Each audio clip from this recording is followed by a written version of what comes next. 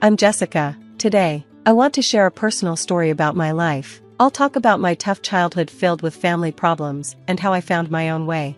Growing up, I often felt invisible, like I didn't matter. My parents, Carol and David, were very different from each other and often argued loudly. Their fighting created a heavy tension in our home that lasted even after they stopped shouting. "Carol, why can't you see things my way?" David would yell, filled with frustration. "Because not everything you think is right," Carol would respond, her voice strong but tired. As a young girl, I found comfort in hiding in small corners of our house, holding a book or a doll, trying to be as unnoticeable as possible. These fights happened often and built a wall between me and my parents. But it was their divorce that really changed how I saw the world and my place in it. David left suddenly, creating a gap where a father should be. He quickly moved on, getting new partners and even having new kids. This made me feel even more like an afterthought in his life. "Jessica, it's just you and me now. We'll manage on our own," Carol said softly but firmly, trying to bring some normalcy back to our lives. Her strength was both inspiring and sad.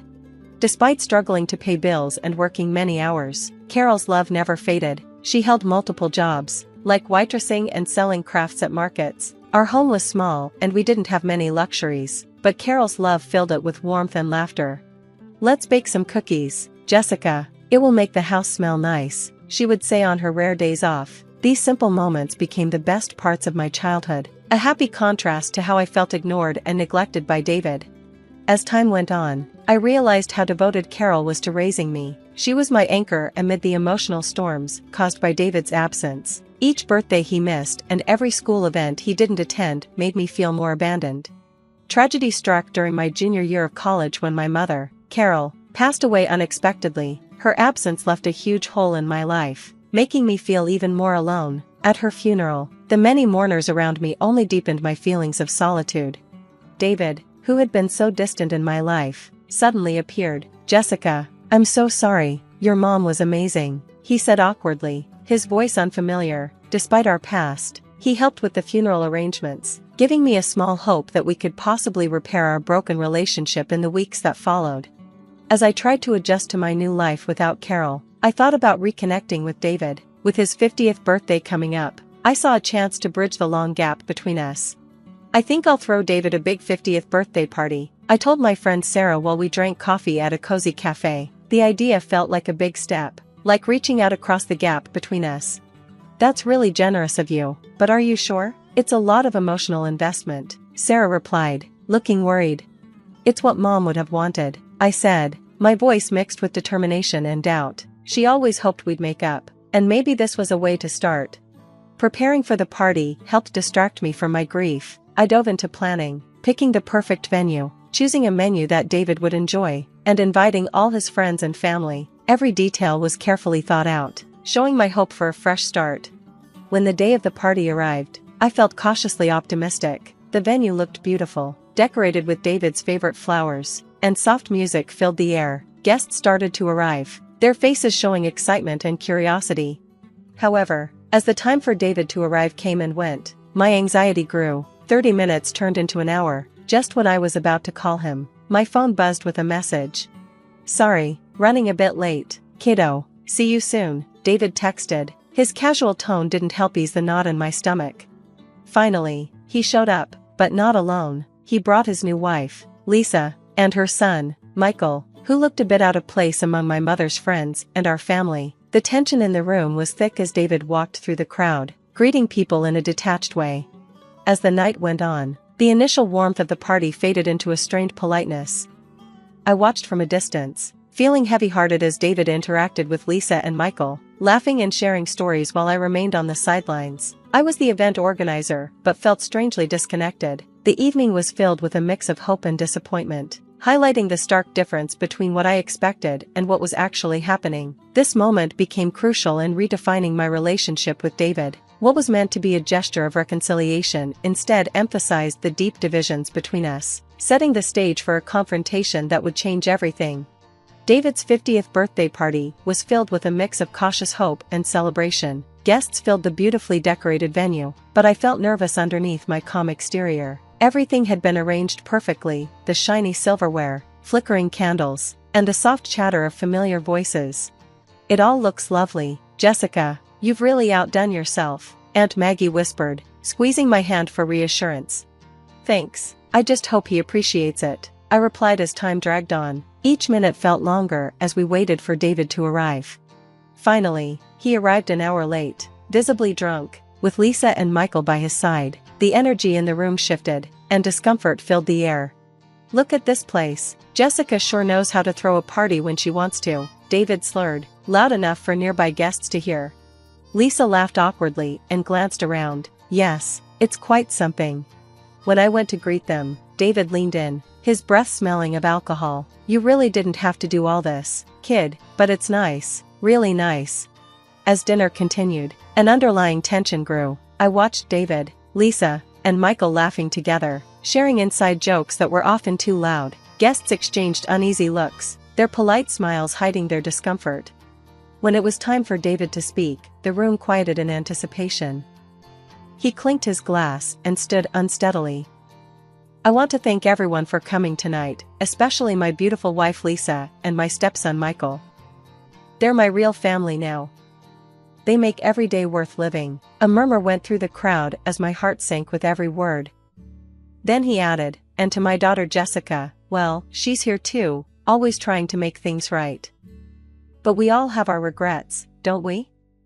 My biggest was probably saying, I do to her mother, wouldn't you agree? David's casual cruelty cut through the murmurs like a knife. My face burned as everyone turned to look at me with pity and shock. With my voice tight from emotion, I managed to say, is that really what you think, David? Oh, come on, lighten up. It's just a joke, he laughed, but the damage was done. The room fell silent, the festive mood shattered. Feeling a mix of anger and devastation, I made a quick decision. I think it's best if you leave, David. Please just go. David scoffed, fine. Come on, Lisa, Michael, let's go somewhere we're appreciated. As they left, whispers began, but amid the chaos, I felt a strange sense of relief.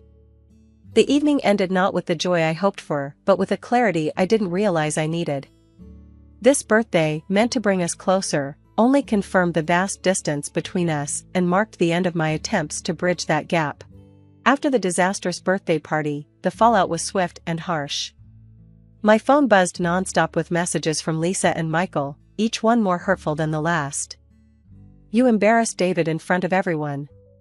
What kind of daughter does that? Lisa's message flashed across my screen, setting the tone for the blame and anger to follow. Nice job ruining Dad's 50th, Jessica.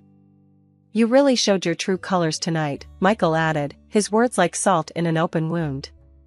As the messages piled up, my resolve to maintain any connection with David and his new family started to crumble. The pain of his speech echoed in my mind, replaying during the quiet moments of the night. His jokes felt like deliberate jabs, undermining the fragile relationship we had. In the midst of this turmoil, David tried to reach out. His texts were a mix of awkward apologies and excuses. Jessica, I didn't mean it like that. You know I get stupid when I drink. Can we talk? Everyone says things they don't mean. Let's not let this ruin what we're trying to build. But what were we trying to build? His actions spoke louder than his half-hearted messages, revealing a truth I had always known but never fully accepted. Each message and attempted call pulled me deeper into a whirlpool of emotion. I longed for a family connection, but also needed to protect my mental health. This internal battle was exhausting, leaving me drained and uncertain. One evening, sitting alone in my apartment with the weight of everything pressing down, I opened my journal and began to write. The words flowed out, messy and raw. Why do I keep doing this to myself? Why do I let him in only to be hurt again and again? That's when I realized that while the desire for familial love would always be part of me, it shouldn't come at the cost of my well-being. This realization was painful yet freeing. Deciding to take control, I responded to David with a finality that surprised even me.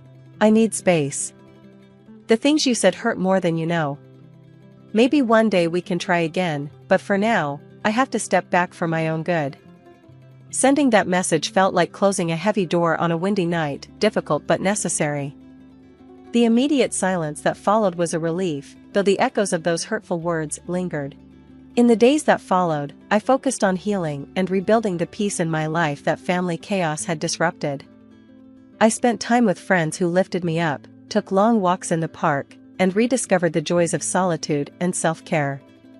Slowly, my anger and pain began to fade, replaced by a cautious hope for a future on my own terms. In the weeks after my father's birthday, I decided to step back from David, Lisa, and Michael. While this choice was painful, it became the foundation of my journey towards self-reliance and personal growth. Detaching wasn't easy, it took conscious effort every day. At first, there were moments of doubt and loneliness, especially when my phone stayed silent in my small apartment. But I filled those silences with new activities that gradually transformed my life. I dove into my career, taking on new projects that excited me. The sense of accomplishment I felt at work boosted my confidence and spilled over into other areas of my life. I joined a local book club where I met people who shared my love for literature. One evening, my new friend Elena said, "It's so refreshing to discuss books with someone as insightful as you, Jessica." Her simple, sincere words highlighted the value of the connections I was building, connections based on mutual respect and shared interests, rather than family obligation. As the months went by, the pain of separating from my family faded into a dull ache, overshadowed by the vibrant new relationships I was creating. I learned to enjoy my own company, which made me more selective about who I spent my time with. With each passing day, I found peace in my independent life. Long walks became my meditation, and writing in my journal every evening helped me process my thoughts and emotions, turning chaotic whispers into coherent narratives. One evening, sitting in my favorite corner of my apartment with a cup of tea, I gazed out at the city lights. The bustling sounds outside brought a comforting realization: I was part of a larger world where I could make my own choices and shape my own destiny. I used to think being alone meant being lonely, I mused, but now I see it means being strong, content with who I am, and knowing what I want. The decision to distance myself from David and his family had been emotionally difficult, but it led me to a moment of clarity and contentment. I no longer felt tied to the painful dynamics of my past. Instead, I felt free to build a future that resonated with who I was and who I wanted to be. As I set down my tea and picked up a pen to jot down thoughts for a new project, a smile spread across my face. Embracing solitude had not only brought me peace, but also opened doors to new opportunities and experiences I never thought possible. Looking ahead, I felt excited about the chapters yet to be written in my life, confident that I was on a path of my own making. The peace I found in solitude was profound, a testament to the strength that comes from choosing oneself. I was eager to see where this newfound independence would lead me. As we conclude Jessica's journey of self-discovery and personal growth, it raises a thought-provoking question. Is cutting ties with family members a valid option for protecting one's mental health? Or should family always be preserved, no matter the emotional cost? Please share your thoughts and experiences in the comments below. Don't forget to like this video if you found Jessica's story compelling, and subscribe to the channel for more stories like this. Your support helps us continue to share these narratives. Risa, while you were away, I moved my parents' stuff into our house. What? What do you mean by that? While I was on a trip, my husband Polly had moved his parents' moving boxes into our house without asking. And on top of that, I received unbelievable treatment from Polly. You should not come back anymore. Polly doesn't want me to come back home anymore. Even though this house is where our family has always lived, Polly wants to kick me out and live with his parents. However, I had anticipated being kicked out by Polly and easily retorted, "Okay, I'll move out on my own."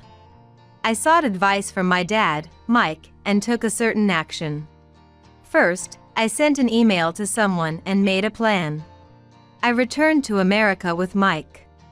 And then, I came back to our house. I started to execute the plan as intended. Polly, who had been naively thinking he could live with his parents, was surprised by the unexpected turn of events. Actually, the plan I had made with Mike was: my name is Risa. I am a 45-year-old dietitian working in a hospital. Originally, I was supposed to follow in Mike's footsteps, but inheriting my mom's love for cooking, I became a dietitian. However, my beloved mom passed away before I graduated from college.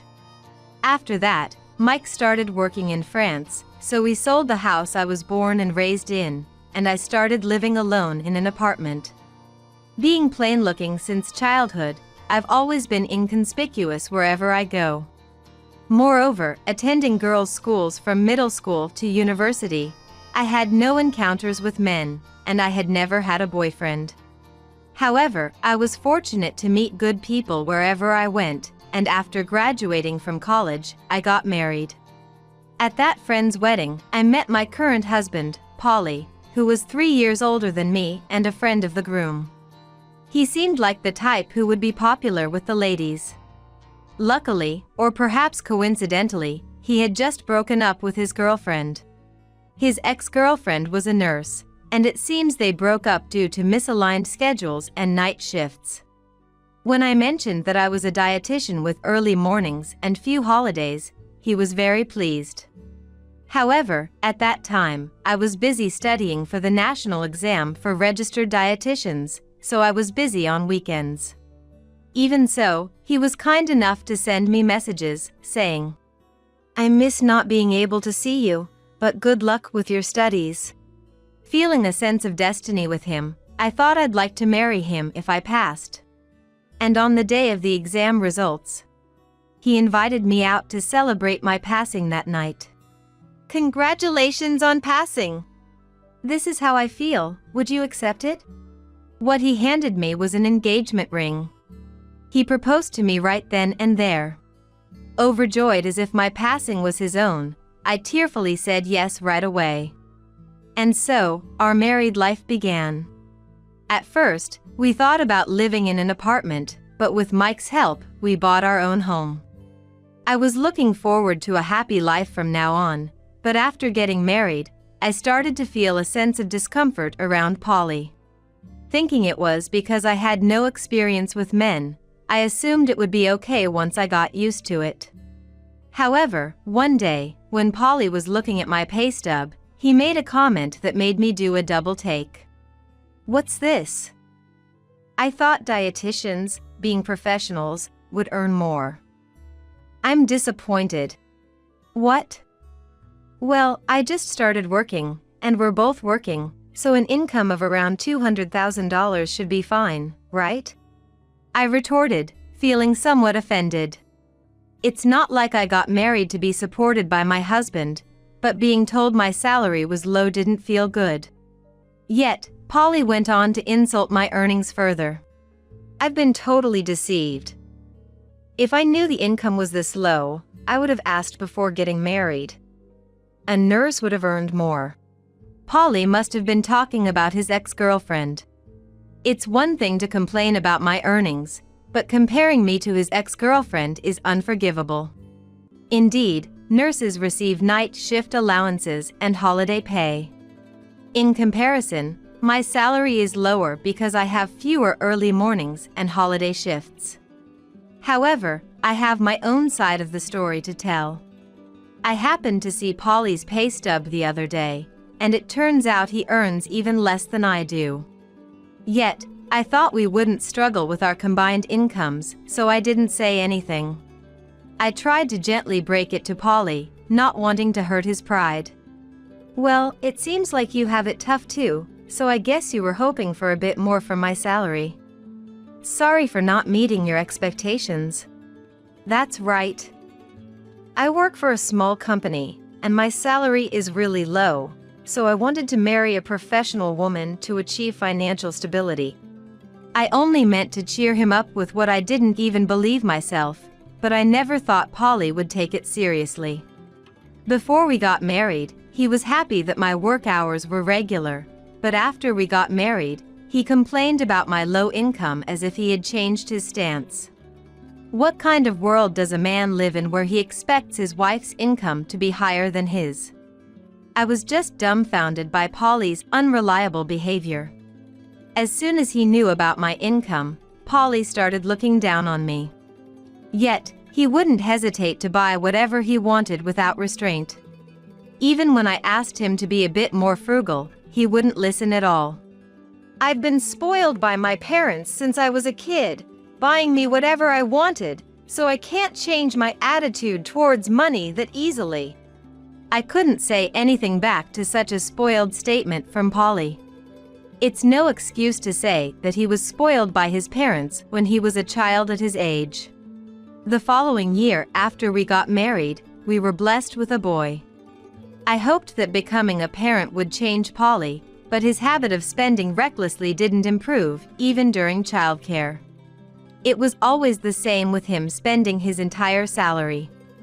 If it wasn't enough, he'd sneak money from my wallet without me noticing. While I was struggling to manage work and budgeting while raising our son, Cedric, Polly hardly contributed to childcare.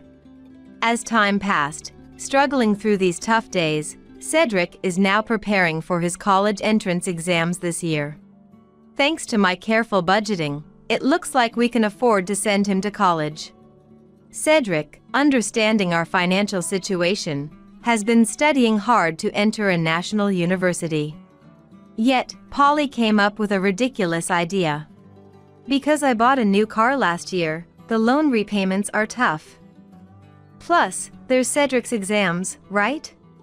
So, I've decided to sell my parents' house and have them move in with us. Wait, what are you saying? Suddenly living together like that, it's going to be a problem. Why? Risa, you get along with my parents, right? If we live together, we'll get their pension and become wealthier. Indeed, I don't hate the idea of living with my in-laws. It's just that I didn't like Polly's way of making decisions on his own. In terms of finances, we've been managing well so far, so there shouldn't be a problem as long as we don't indulge in luxuries. Why do you always decide everything selfishly? Even the new car, you bought it without consulting me. That's my car, so I don't need to consult you every time. Seeing Polly's selfish behavior, this time, Cedric got furious. Dad, enough is enough. When I go to college, I might come home late from part-time jobs or clubs. If grandparents Arnold and Rothy are living with us, it's going to be awkward, right? Why don't you discuss these things properly with Mom? Cedric, coming out of his room all of a sudden and raising his voice, left Polly wide-eyed in surprise. But the next moment, Polly turned to me, lashing out as if he was taking it out on me. Cedric talking back to me, his dad, like that is because of your poor parenting. Reflect on it. Saying that, Polly locked himself in his room and didn't come out for a while. I was happy that Cedric stood up for me. However, I was worried that the current home environment would affect his exam preparations. Despite my worries, Cedric successfully passed his first-choice national university. But tired of living with Polly, Cedric decided to move out and start living on his own. He said he wants to try his best on his own without relying on his parents, even if it means working part-time. Even so, Polly continues to ignore both me and Cedric. Ever since it's been just Polly and me at home, we don't even talk though we're in the same house. It feels suffocating. During these days, feeling mentally drained, I called my dad Mike in France to seek advice. Mike, worried about me, suggested I come to France for a while. I thought I couldn't take a long break because of my job, but it seems my colleagues were worried about my pale complexion recently. After explaining the situation, I was allowed to take some time off. However, I wanted to keep my consultation with Mike a secret from Polly. So, I told him I was invited on a trip by a friend. I hoped that if I was away for a while, Polly might cool down a bit. But heading to Mike's, an entirely unexpected situation unfolded. Starting with a call from Polly while I was in France. Risa, I've moved my parents' stuff into our house while you were away. What? What do you mean? What do you mean, what? I've been saying, haven't I? That I'd live with my parents. More than that, Dad and Mom are angry with you. They said a wife who spoils their son like you is the worst. No way. I couldn't believe what Polly was saying. My in-laws shouldn't be the type to speak ill of me like that.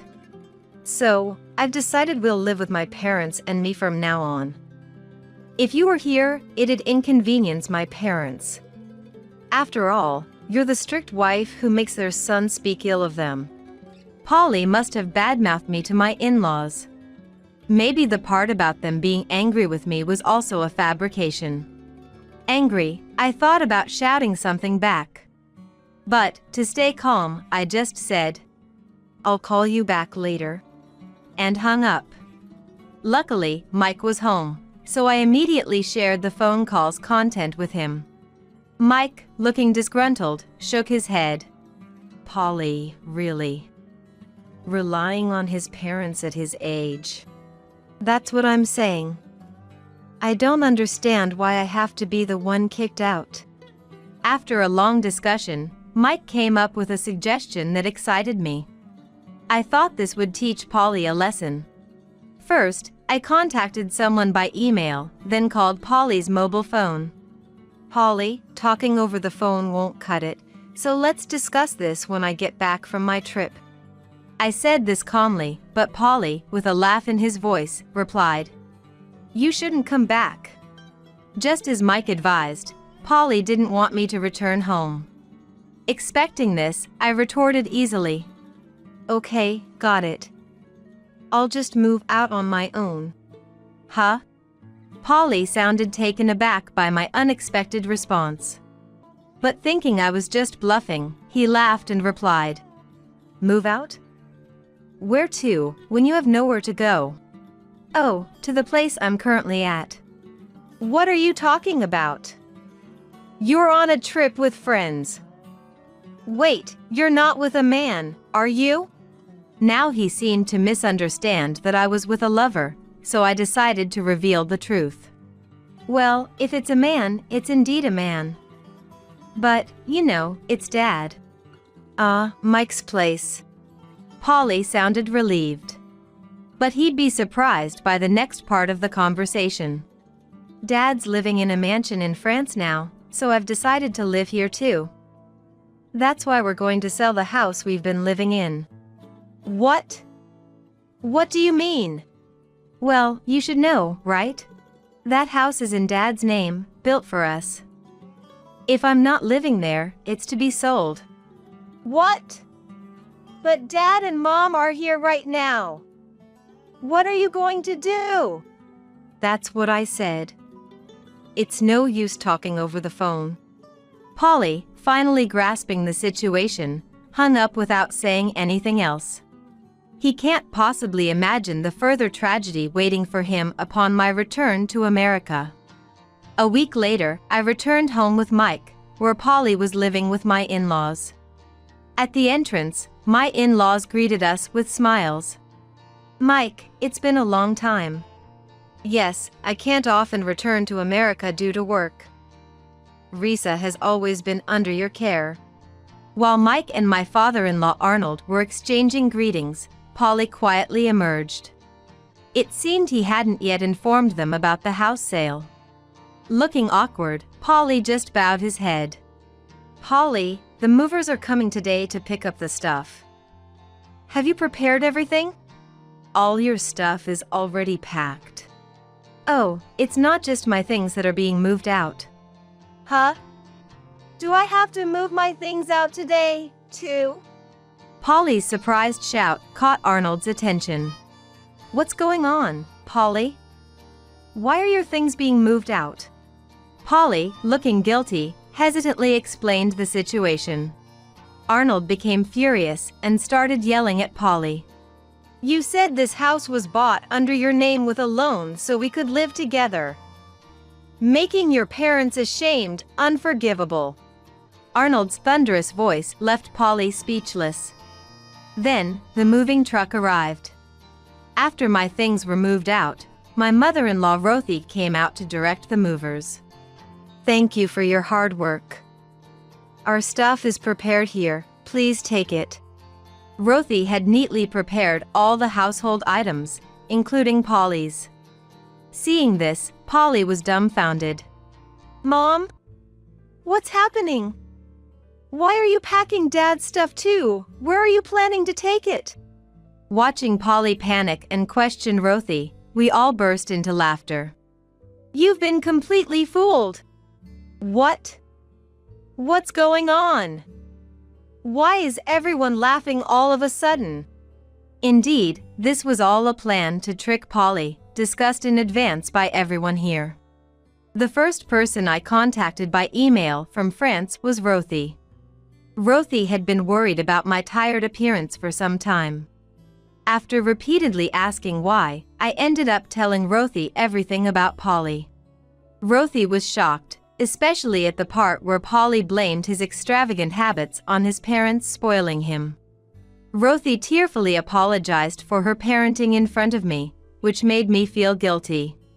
But Polly's wasteful spending wasn't Rothy's fault. As I comforted Rothy, our bond deepened. For me, without a mom, Rothy became someone I could consult about anything. Mike was aware of my close relationship with Rothy. Thus, he suggested involving the in-laws in our plan. Rothy, without letting Polly know, had been looking for a new place for them to live with Arnold. Arnold's scolding of Polly was all an act. I nearly burst out laughing at their convincing performance. Rothy, thank you for arranging the movers for me as well. Now, I can move to the house Dad built in France. I'm sorry, Risa. My son has caused you so much trouble. Rothy, we agreed not to say that, didn't we? Rothy and I laughed together. Polly, unaware of how close I was with his parents, looked surprised. Mom, where are we moving to? We've already sold our family home. We've already arranged a new place for us.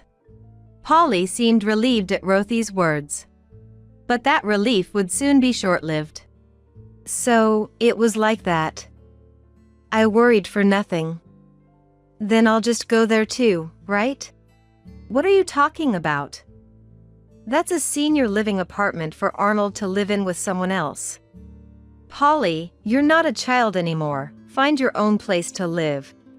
As soon as Rothy said this, Polly's face turned pale. That's impossible. I don't even have the money for moving, let alone find a new place. Indeed, Polly had squandered his salary on hobbies and entertainment, leaving him with no savings. No matter how he struggled now, it was his own responsibility. Desperate, Polly looked at me with pleading eyes. I could guess what he was about to say.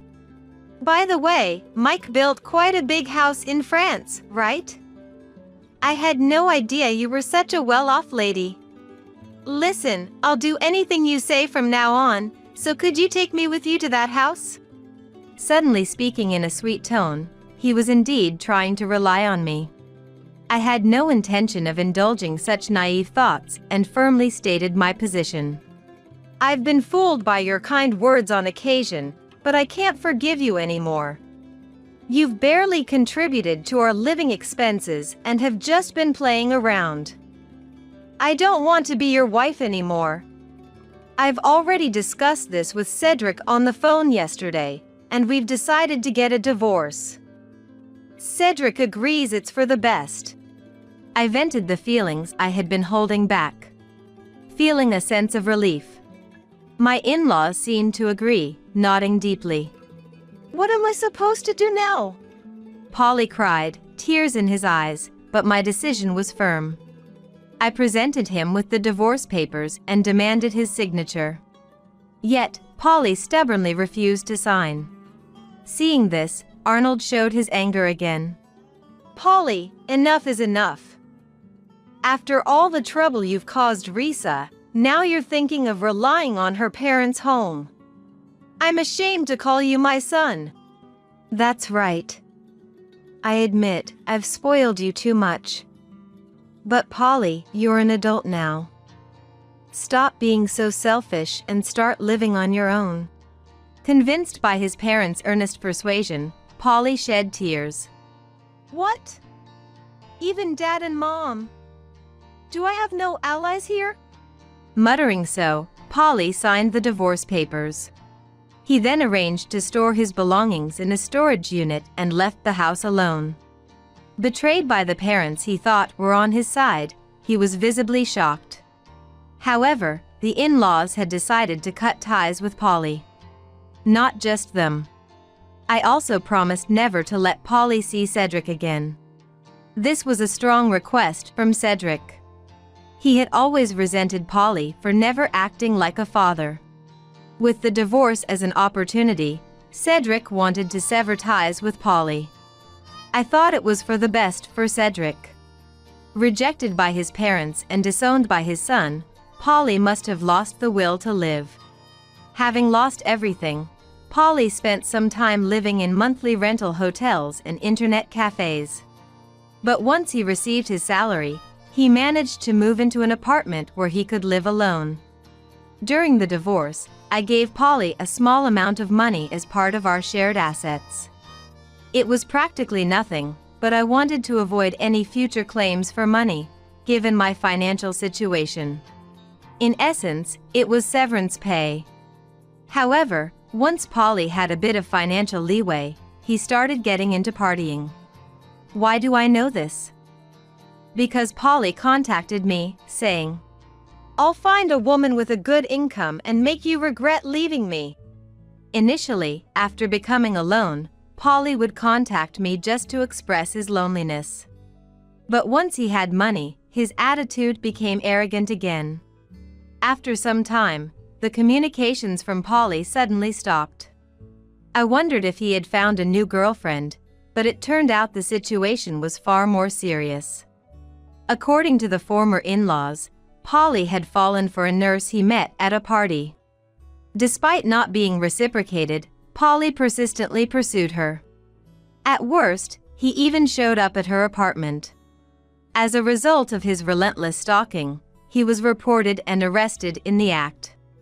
The former in-laws, having intended to sever parental ties, were troubled by their son's scandal, feeling deeply sorry for them. Being a parent is tough. No matter how much you try to distance yourself, you're still responsible when something happens. Despite causing so much trouble for his parents, Polly seemed unrepentant. During the interrogation, "It was true love," he kept insisting. This led to a judgment that he was not remorseful, and his release was delayed. Such a man is better off cooling his head in prison for a while. After all, a penniless man in his 50s chasing such ideals will only cause annoyance. Now, I live elegantly in a mansion in France with Mike. Still not accustomed to the environment and not fluent in French, I'm not working yet. However, I can't stay unemployed forever, so I'm attending French lessons. Once I'm proficient in the language, I plan to help out with Mike's company. As time passed, Cedric graduated from university. He then moved here to work at Mike's company. In fact, Mike had called him over with the intention of making Cedric his successor. It was lonely being apart from Cedric for 4 years, but now we can live together forever. This thought fills me with joy. Now that I've become quite fluent in French, I assist with Mike's company and work as a cooking class instructor locally. Though my marriage failed, my life in France is very fulfilling. Despite being in my mid-40s, this is an ideal environment to enjoy life. I've decided to forget my past self, who worried about being plain and unpopular, and live positively. After all, there's still so much more to come. Surely, Mom in heaven is watching over me. Vivian's room looks different. Did you just realize that? Aren't you a bit slow? Or perhaps you're getting dementia. Please, don't be a nuisance to us. Rocky and his wife, Ava, laughed as they saw me standing frozen in front of my own room. These people are devils. They're trying to drive me out of the house. I had a bad feeling about this since I arrived, and it turned out to be true. Ava's words made Rocky laugh with a sneer as well. However, they seem to be under one misunderstanding. They think the mortgage on this house is already paid off. If so, I must use this to my advantage. The disdain they show me will only last for now. Are you really okay with this? Even if I'm gone? Of course. Did you think you were needed? Their laughter will only last for now. My name is Florence, 54 years old. I gave birth twice in my early 20s and have gone through a divorce. I raised 2 sons as a single mother. My eldest son's name is Rocky, 30 years old. He's married with children. My granddaughter is truly adorable. Her name is Vivian. She just turned 3 and will enter preschool next year. Since my younger son, Joseph, has also left, I've decided to live freely and went ahead to buy a house. I finished raising my children relatively early, so I've been working hard. That's why I had some savings. However, due to a long period of being poor, I've gotten into the habit of saving. My sons didn't seem to know I had money when I bought the house, and both were surprised. I won't be a bother to you too. I can take care of myself. To this, Rocky said to me, Mom, I have my own family now and can't take care of you. You need to act your age and not be a bother, okay? Are these the words of a son I struggled to raise? More than sadness, I felt irritation at this moment. I won't be a bother. After all, I'm still young. Young. Well, I won't get involved, just so you know. Yes. Probably, Rocky is preemptively saying he won't take care of me if I get dementia or become ill. I vowed to keep my body and mind healthy. I don't want to be taken care of by someone who says such things. Rocky has always had a not-so-great personality. Joseph is the silent type who doesn't say much. Harmless, but I've had my worries, and perhaps I paid too much attention to Joseph, making Rocky the type to cause trouble. It was cute when they were kids, but it's pathetic for an adult to keep saying unnecessary things. I wonder how he even got married. When he first said he wanted to marry someone, I almost cried. I was happy that someone would marry such a son. The first time Rocky brought home the woman who would become his wife. Nice to meet you. My name is Ava. Ava was already looking around the house before greeting. At that time, we were living in a small apartment. It was quite old but well maintained, and I thought it was fine, but Ava's impression was different. Really, just as you said, an old house. I couldn't believe my ears.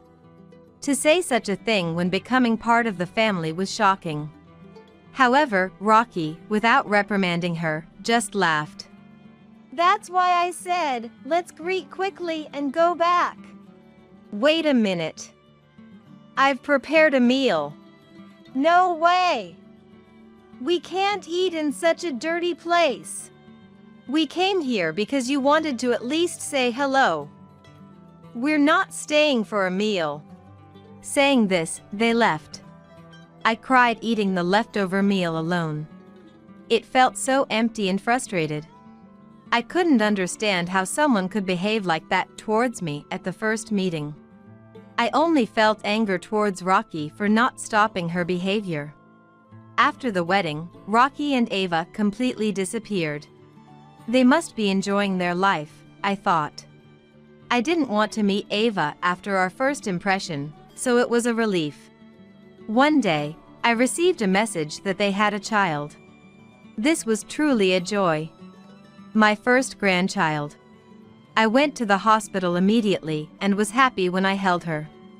It was only for a short time, but it was a happy moment. Grandchildren are special, as they say, and she truly was. Her name seems to be Vivian. Vivian. When I called her name, she seemed to react a little.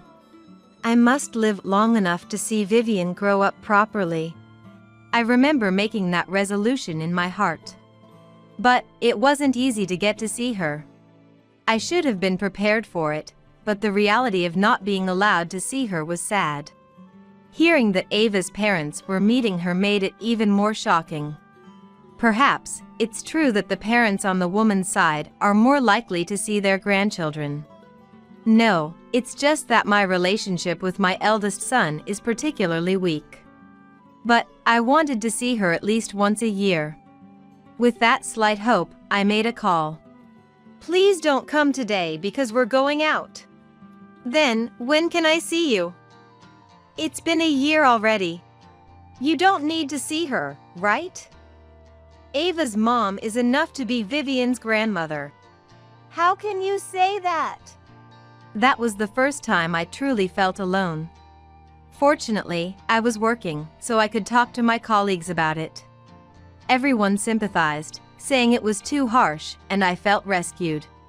One colleague advised me, now that I was alone, to forget about such a family and do things I had been holding back on. That might be a good idea. First, I wondered what to do and spent my days fretting alone at home.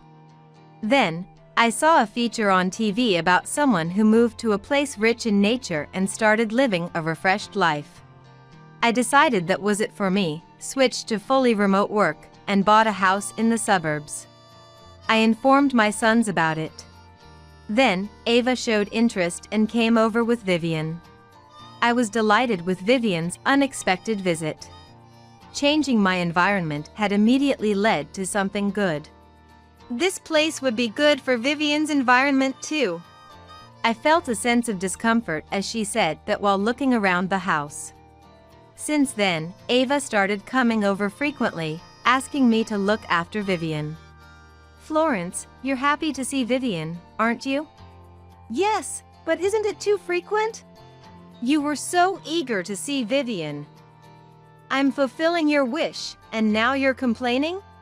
Rocky and Ava spoke as if leaving their child with me was for my sake. Babysitting a few times a week turned into every day. I had hoped to enjoy my alone time, but this made it impossible.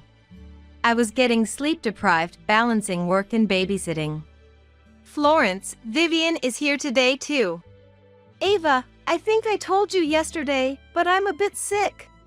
Oh, I have plans to meet with friends today. It's too late now. Sorry, but you'll have to take Vivian with you. It's okay, your friends will understand. How irresponsible of you to say that.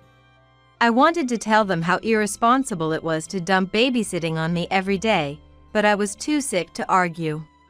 In the end, Ava left for her outing and didn't come back until 10 p.m. Vivian was at an age where she wouldn't listen to me. It was really tough. That day, they came to pick her up just before 10 a.m. Taking advantage of my silence, late-night pickups became frequent. Sometimes, they even left Vivian to stay overnight. Please, Rocky, talk to Ava. Huh?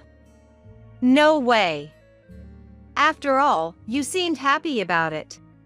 I can't handle babysitting every day. I have work, you know? How selfish. You asked for this. When did I ever wish for daily babysitting? It's a mystery. After that conversation, an incident occurred. Suddenly one morning, a moving company brought a ton of stuff. What's going on? I didn't hear anything about moving. We were worried about you and thought about living together with Vivian, so we decided to move. Rocky's family had decided to move in. And what audacity in their words. I firmly refused to live together, but I didn't want to trouble the movers, so we agreed to talk after the move. It's impossible for 4 people to live here. It's fine. It's spacious enough. Besides, I like it here. Ava sat back on the sofa as if it was her own house and said that to me. Vivian was caught between me and Ava, looking at us. So, I couldn't say anything more. I had dreamt of a free-spirited life alone, but now I was starting to live with Rocky's family. Despite being a housewife, Ava did no household chores. I'm busy with childcare, she said, making me prepare 3 meals a day. Of course, they didn't give me any money for groceries. If this continues, I'll just be doing whatever they say. Since being at home meant I'd be left with the babysitting duties, I started leaving the house early in the morning to go to work. Even though I had switched to remote work, I was commuting. Florence, weren't you supposed to be fully remote? Sorry, I'm just really busy right now. It was true that I was busy with work. I had been chosen to lead a new department that was being created. After a long day of overtime, coming home past 11 p.m., something seemed off about the room. I was too tired to think much of it and headed straight to my room. What? This is... Nothing of mine was left in my room, which was now overflowing with Vivian's things. Vivian was sleeping peacefully on the bed. It's turned into Vivian's room. Standing dumbfounded at the entrance, I heard laughter. Turning around, Ava and Rocky were standing side by side, smirking at me. I couldn't grasp the situation. Where are my things? We got rid of them. They had kept only the furniture and appliances they liked. Almost everything of mine was thrown away. Really? They hardly brought in any money. We tried selling them at a recycle shop, but were told they were in bad condition. It was embarrassing. The little money we got from it, we'll keep. That's when I realized. These two had been planning to drive me out of this house from the beginning. You're out early in the morning and come back late. You don't need a house, do you? You're trying to kick me out? Did you just realize? Aren't you a bit slow? Or perhaps you're getting dementia. Please, don't be a nuisance to us. This woman is a devil. How could someone do something so cruel? It's unimaginable. I gave up on staying and fighting with Ava and her cohort. So, I should take this as you're kicking me out? Yes. We'll be living here. Think of it as your last act of filial piety and leave. I hadn't received any filial piety. Why should I be the one to perform it? But I kept silent. Are you really okay with this? Even if I'm gone? Florence, did you think we needed you? The most you were useful for was babysitting. The next day, I left the house as if I was being driven out. I hesitated about going to Joseph's house, but considering his reserved nature and the possibility of him cohabiting with someone, it would be unfair to burden him. Reluctantly, I decided to stay in a business hotel near my workplace. That night, Ava and Rocky apparently celebrated driving me out. Florence, you're not thinking of doing anything strange, are you? Don't worry, she's thick-skinned. Alone in the business hotel, I pondered over my situation. The next day, I explained my circumstances to my company and took some time off. I was worried about causing trouble for my team, but my colleagues were very supportive, which comforted me. The house, can you transfer it into my name? Rocky called me with such a request right away. I was actually about to contact you about that. You're sure you want to transfer it?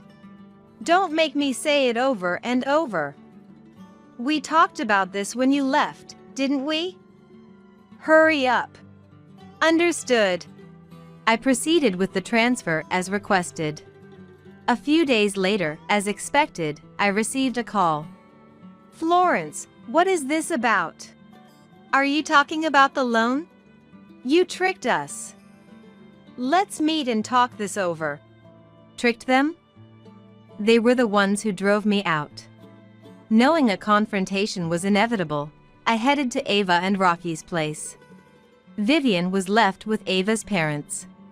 They were clearly ready for a fight. Florence, who is this person? A lawyer.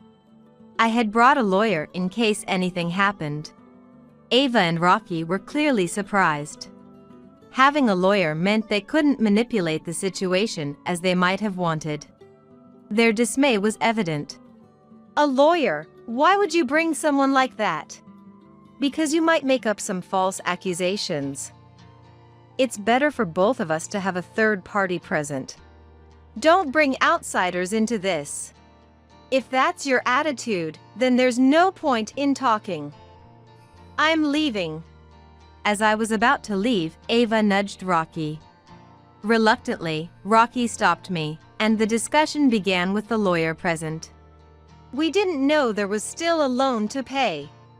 You drove me out, and now you're saying you didn't know. Why are you laughing? Ava stood up angrily. Rocky stopped her and pointed to a voice recorder on the table. Ava sat down again but glared at me the entire time. It was clear from her expression that she was furious. The monthly payment for this house's mortgage is $1,800. Good luck paying it together. $1,800. Mom, how do you have so much money? After you two became adults, I started working more, cut down on living expenses, and began investing. I never wanted my sons to feel poor just because they had a single mother. So, I endured personal hardships to ensure they didn't feel deprived, allowing them to do what they wanted within our means, even if we couldn't afford luxuries. That's why I honestly didn't have much savings. Then, a coworker advised me on the importance of saving for the future. Luckily, I was only 43 when I sent my sons off to college. I could work a lot. So, I started a side job, worked double, and increased my income. Once I had saved a bit, I invested it. After 10 years, I had accumulated a significant amount. After my sons were independent, I decided to use the money I earned for myself and boldly took out a mortgage to buy a house, only to have it taken from me. Now that I've already transferred the ownership, you two will be responsible for the remaining mortgage payments. Since you took it upon yourselves to take over, it's your responsibility. That's not logical. Ava's face turned red with rage. Then, the lawyer explained that I had no obligation to pay, and that disposing of someone's property could be a crime.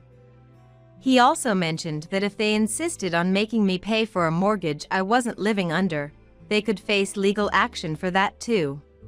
Rocky and Ava, not well versed in the law, started to panic. Clearly, they didn't want to go to court. We understand. We'll figure out the mortgage on our own. Please don't sue us. Good, as long as you understand. Ava grimaced in frustration. By doing this, you're no longer a mother or anything to us. Don't ever show your face to us again. Rocky hurled those words at me in a rage. Since moving out, I hadn't seen much of my son anyway. After all the unpleasantness and being driven out, I had no feelings left for Rocky. Feeling relieved at the thought of not having to see their faces again, I said, I have no desire to see you again either, so this works out for me. Rocky looked surprised when I said that, probably thinking I would never abandon him. This wasn't supposed to happen. I heard Rocky's voice as I left through the front door. Months later, Ava called to apologize. Florence, I'm so sorry. Please come back. We can't possibly afford the payments. Even if you apologize, I'm not coming back. I've moved to a new house. Where is it? Can I come now? I couldn't help but laugh. What is this woman so desperate for? Ava, do you really think I'd tell you where I am? Please. We're going to be bankrupt at this rate. That's not my problem.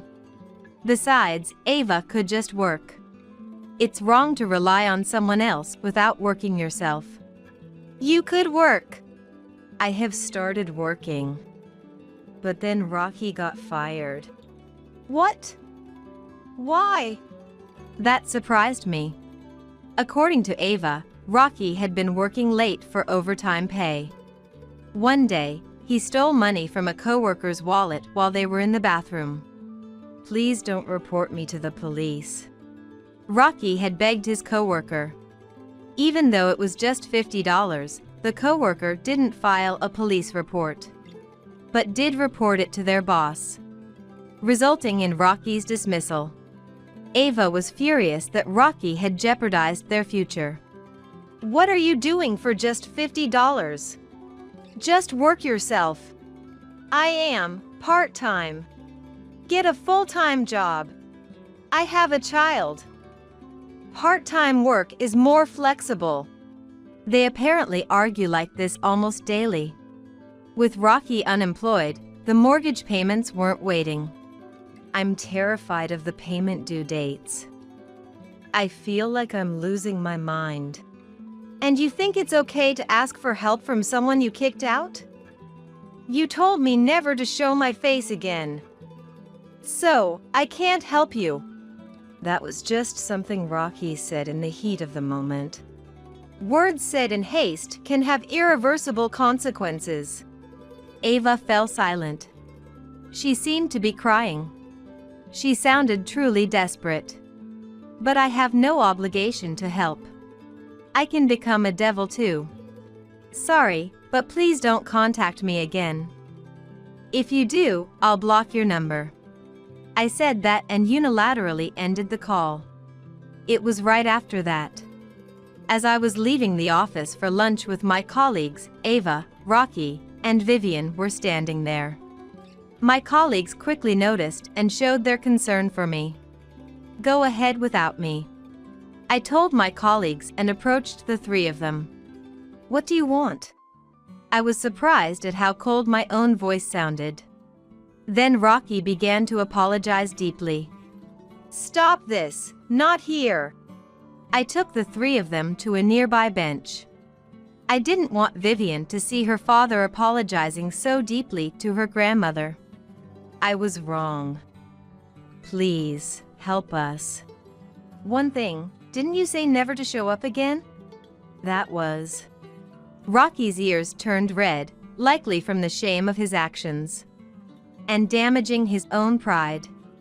"No need to apologize anymore. Just don't ever appear in front of me again." "Am I not your son anymore?" "I don't consider you my son anymore. That's too harsh. Florence, that's really harsh." "Do you have the right to judge me?" Ava fell silent. After being ridiculed, treated as a nuisance, used, and driven out by my own son, I couldn't think of him as my son anymore. I realized they didn't understand how much they had hurt me. Explaining it to them would be pointless. They wouldn't recognize the abnormality of their actions. It's better to let them face the consequences of their actions. "You're still Vivian's grandmother, right?" I expected this kind of turn when they brought Vivian. Vivian is innocent. But if being involved meant being used like this, I decided to give up on Vivian. Using Vivian won't work. "I won't extend my hand to you again, nor will I meet you. I plan to live in a different world now." "But you said you wanted to see Vivian." "Don't use Vivian. Solve your own problems. You brought this on yourselves. Are you okay being alone?" That must have been Rocky's last attempt. But I'm not alone anymore. I noticed my colleagues had come back and were standing behind me. "If I didn't have them, I couldn't have done anything about this situation. I'm not alone, so I'm strong." Let's stop this. Rocky. I'm embarrassed. Rocky hung his head weakly. Ava, pulling Vivian's hand, left Rocky behind and walked away. "Well, our lunch break is almost over, so we're going. Goodbye." Leaving Rocky behind, I left with my colleagues. Rocky seemed to stand there in a daze for a while, but was eventually escorted off the premises by security. Eventually, Rocky and Ava couldn't make the mortgage payments and fell behind. Ignoring the demand letters led to the financial institution demanding immediate full repayment. Panicked, Rocky and Ava consulted with the financial institution. The house was put up for auction. Due to its location, it didn't sell for the desired price. Maybe because I had customized it to my liking, which might have limited its appeal. Desperate to sell, Ava lowered the price on her own. It sold for about half of what it was purchased for. This left them with a substantial debt to pay off. What have you done? You did this without consulting me. I thought it was better to sell it quickly. Why do you always act without thinking? This is why I can't stand people who haven't worked in society. What? I'm taking care of the child. If you helped a bit, I could work too. Eventually, they were left with a large debt and no home. Their credit cards stopped working, and they couldn't get new ones. Unable to rent a house, they temporarily stayed with Ava's parents, who kicked them out because Ava didn't contribute to the household or work, using childcare as an excuse. Somehow, Ava's father managed to get them an old apartment, but a tough life awaited them. Ava's family refused to help any further. Ava's father even said not to come back until they had paid off their debts. Vivian ended up being taken care of at Ava's parents' house. I was worried about Vivian, so hearing that brought me relief. With Vivian gone and needing to work, Ava looked for jobs but couldn't find anything. So she ended up cleaning bathrooms at a shopping mall. There, she accidentally ran into a friend from her school days and was laughed at, leading to a humiliating experience.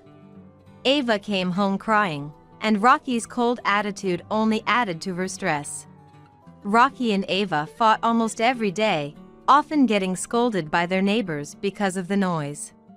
Both of them actually wanted a divorce, but Rocky couldn't afford to lose his home, and Ava couldn't handle the debt repayment on her own.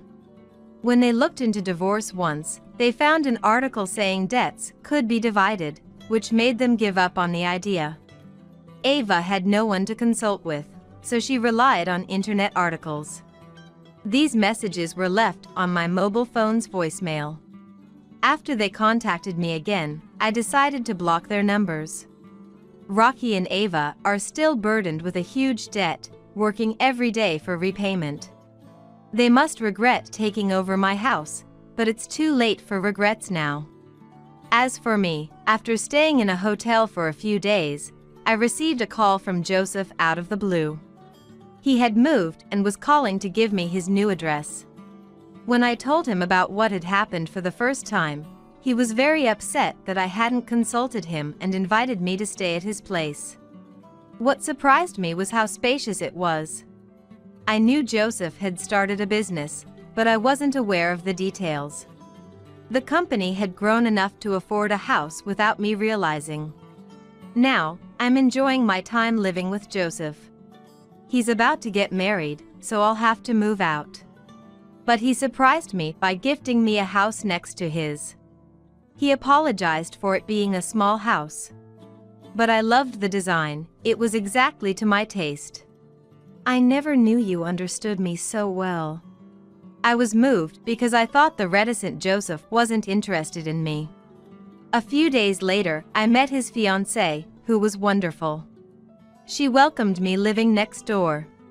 They also welcomed me to live next door. Actually, it was her idea to build the house next to theirs. I'm looking forward to my new home and the new family next door. Even though I lost Rocky, experiencing Joseph's kindness has made me happy. One day, 6 months after Jane, who married into a family of doctors, started living with her in-laws, I was relaxing in the living room when I received a call on my mobile phone, which I had left nearby. It had been a while since I last saw Jane's name pop up on my screen once or twice a month, and I hurried to answer the call. Jane? Hello? Can you hear me? What happened, not contacting me for half a year? Mom, help me. With a voice so frail it seemed squeezed out, that's all she said before I heard something fall on the other side of the phone. What? Jane? Jane? Where are you now? At Susan's house? I'm so starving, I can't take it anymore. I want to see Tom and Emma. Mom and Dad. I barely made out her choppy voice. It was clear she must have dropped the phone, and her voice faded away. As I was getting agitated, my husband Jim, who had been working from home, came down from the second floor. What's wrong? A call from Jane? Jim! Jane is in danger! Jim immediately grabbed his car keys and wallet and dashed out, and I hurried into the car while keeping the line open. Jane, wait! We're coming now! Despite the early spring chill, we forgot to turn on the car's heater as we rushed over. Upon arriving at my daughter's in-laws, Jim and I pushed our way inside somewhat forcefully. There we found Jane, lying weakly. My name is Mary, 55 years old. I'm a housewife living with my husband Jim, who is a year older than me. Jim and I met through a mutual college friend's introduction. We discovered we both loved movies while having dinner with friends, and hit it off right then and there.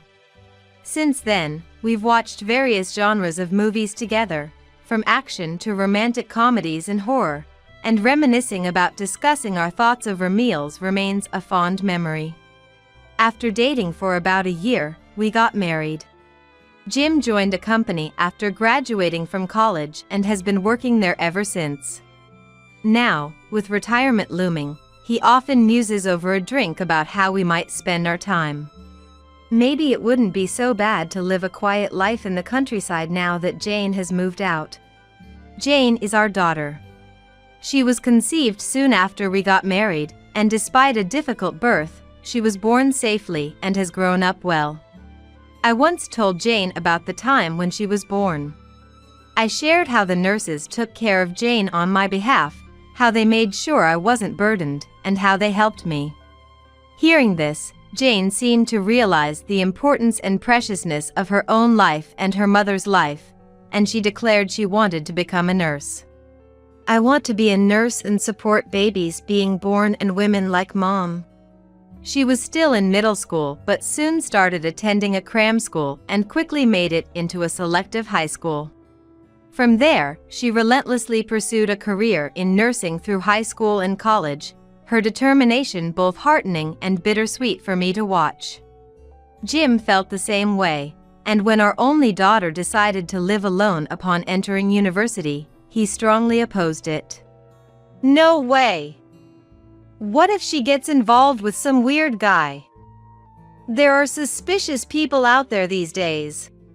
That kind of person is always around. Jim, don't be such a helicopter parent. I hate the idea of her commuting to university by train. The argument between me and Jane and my husband was truly stressful, but eventually, Jane started living on her own. The night Jane left, only I knew that Jim quietly cried over his drink. Jane spent her university breaks working part-time jobs and coming home. Her innate cheerfulness and positive attitude toward challenges surely guided her on her path to becoming a nurse. Remembering this, I also enjoy a drink with Jim. That's true. Maybe somewhere known for its local craft beer would be nice? That sounds good, but Jane complains when we drink too much. Jim says with a wry smile. Jane completed her training, passed the national licensing exam, and became a nurse. Then, unexpectedly, she announced she was getting married. The man's name was Tom, someone she met during her training. Tom had finished his medical training, proposed to Jane, and she accepted. It's been a while since I proposed, but I'm happy to meet you today. I want to build a happy home with her. Please allow us to get married. Jim and I were taken aback by the sudden news, but seeing his handsome and straightforward demeanor, I thought he seemed sincere. Predictably, Jim was visibly shocked but weakly consented to the marriage. I see. Jim must have seen how well Jane and Tom suited each other, unable to object when he saw Jane smiling happily beside him. Though he didn't cry that night, he definitely shed tears at the wedding. Tom's family comes from a line of doctors, with his father also a doctor, still working at a nearby hospital. He was cheerful and kind towards Jane, but it seemed that Jane didn't quite get along with her Mael, Susan and Ciel, Anne. I overheard Jane on the phone once, saying, "They accuse me of being after their money. Saying I became a nurse just because it pays well and such mean things. Why? Because I come from an ordinary family. It's really rude." But you and Tom are doing well, right? Yeah. Sometimes we can't see each other because of my night shifts, but I'm still working too, so it's mutual. We both have the same time off next, so we're going to the beach. Her voice brightened as she spoke, making me happy and reminding me of my own early days of marriage. Thinking this must be the happiest time for her, I said, "Have fun," and hung up the phone. It's still fresh in my memory when Jane and Tom's daughter, Emma, was born. Named Emma, both Jim and I were delighted every time we received photos of our granddaughter. "Jane's beauty has passed on to her. Her nose is just like Jane's." Following Emma's birth, Jane became a full-time housewife, busy with household chores and childcare every day. However, not everything was joyful. Around Emma's second birthday, Tom's father passed away. Tom shed frustrated tears at the funeral. He was sick. It shocked me he kept it from me, but I think he must have been prepared. That day, the cold rain quietly soaked all the relatives gathered. After the funeral settled down, Susan proposed living together to Tom. "We have spare rooms, and it's lonely by myself. I also want to see my granddaughter Emma." Tom and Jane hadn't considered living with his parents. "We don't have to live together." Tom declined initially, but Susan brought up the idea every time they met. Living together would save on rent. Plus, it would bring you a bit closer to Jane's parents, right? Indeed, Susan's house was only a few minutes away by car from ours. Jane and Tom lived closer to Tom's hospital, away from both our houses. Thinking of having a second child and the possibility of getting some help with childcare, Jane and Tom accepted Susan's proposal to live together. When Jane told me this over the phone, I felt a bit anxious. "But aren't you and Susan and not getting along so well? Are you sure it's going to be okay?" And is living by herself in an apartment nearby, so it's just Susan at home, and it will be fine. I'll manage. With that, Jane started her life living with her in-laws. However, Anne, who was supposed to be living in an apartment, was always at the in-laws' house, not working, and just living day by day. "Jane, long time no see," greeted Anne, seemingly tipsy from drinking during the day. "And weren't you living on your own?" Jane asked, to which she laughed. "Is it so strange that I'm at my parents' house? I'm job hunting, so it's fine to be here for a bit." "Oh, Mary, can you make something to eat?" "Something simple is fine." However, there seemed to be no sign that she was actually looking for a job afterward. I was curious about how she was managing her apartment rent, but it appeared Susan was sending her money to cover it every month. Jane became anxious about the future, and her fears soon materialized. "Jane, as the wife in this house, you need to work hard. Start with cleaning, laundry. And of course, cooking daily meals is a given for a housewife." That's how Susan's harassment began. When Jane cleaned or did the laundry, Susan would complain about every little thing, like not wringing the rag properly or hanging shirts incorrectly. "Jane, this is how you fold clothes," she would sometimes instruct. "I know how to do it." "But your way is like this." "It's completely different," Susan would insist, although Jane couldn't see any difference, so she let it go. Regarding cooking, Susan would complain about the seasoning being too strong. "I only eat food that's delicately seasoned and light," she claimed, even going so far as to throw away soup Jane had made. After living like this for a while, and also started harassing Jane, finding any opportunity to complain. "Jane, the bath isn't ready." "It's still daytime, you're taking a bath now?"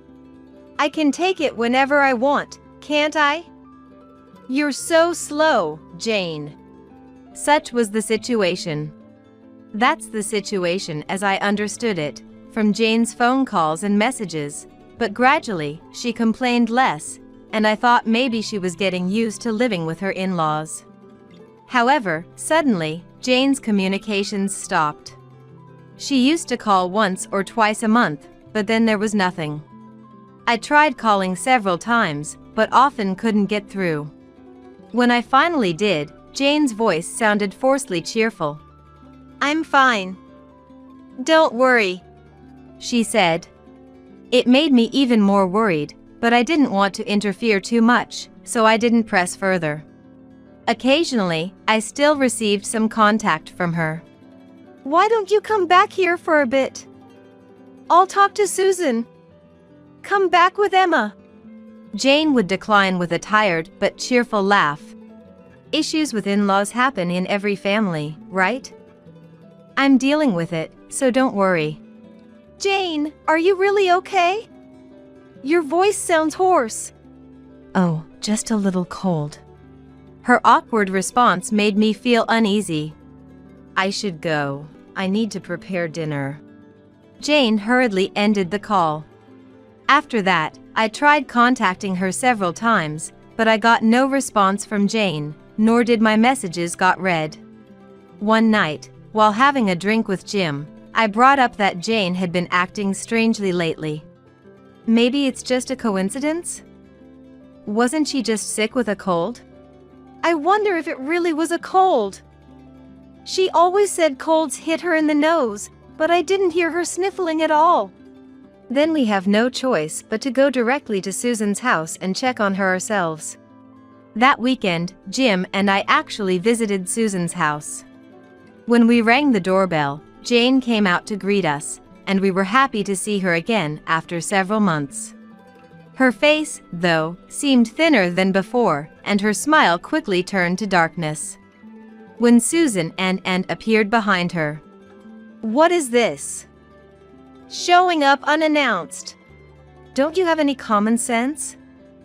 Poor Jane, raised by such people. And said with a laugh, but Susan, without reprimanding her, was desperate to get us off the property. "Please leave. I'll call the police for trespassing if you don't." Susan, furiously trying to shoo us away with a broom, was visibly angry. Despite being chased off, Jim and I returned to our car, feeling that something was wrong. Was Jane always that thin? She used to complain about gaining a little weight. Is she not being fed properly? Could it be abuse? Is that even possible? We went to the police to discuss our concerns, but were told that without seeing Jane or witnessing abuse, they couldn't do anything. It'll be too late if we wait until something happens. I insisted, but Jim stopped me, and we went home for the day. Half a year passed in this state when one day, as I was relaxing in the living room, my mobile phone rang with a call from Jane. I hurried to answer it. "Jane? Hello? Can you hear me? What happened, not contacting me for half a year?" Mom." Jane's voice was a weak groan. "Help me." After saying just that in a weakened voice, I heard something fall. "What? Jane? Jane? Where are you now? At Susan's house? I'm so starving, I can't take it anymore. I want to see Tom and Emma. Mom and Dad. I barely made out her choppy voice. She must have dropped the phone, and her voice faded away. As I was getting agitated, Jim, who had been working from home, came down from the second floor. What's wrong? A call from Jane? Jim! Jane is in danger! Jim immediately grabbed his car keys and wallet, and I hurried into the car while keeping the line open. Jane, wait! We're coming now! Forgetting to turn on the car's heater in the slight chill, we rushed over. When we rang Susan's house's doorbell, Susan came out and was startled to see us. You two again! Expecting to be turned away again, we entered the house before Susan could finish speaking. Who is it? One night, slightly tipsy and blocked our way, but Jim and I pushed past her and proceeded inside without hesitation. Jane! Where are you, Jane? You're here, right? And Emma? We have to take Emma back too. Emma? Susan and followed us, but we didn't care. What's the meaning of this? Stop it, enough. While I was calling for Emma, she noticed the commotion and came out. I'm here. Good. Where's Mom? Do you know where she is? Over there. Emma led us, with her small steps, to Jane's room. Along the way, Mom looking forward to seeing Grandma and Grandpa, Emma said. Puzzled, we followed her and arrived in front of a locked storage room. It was a simple lock added afterward, and Jim and I broke in. Jane! I screamed. Jane was lying weakly inside, her cheeks hollow, her limbs thin, clearly not having eaten for days.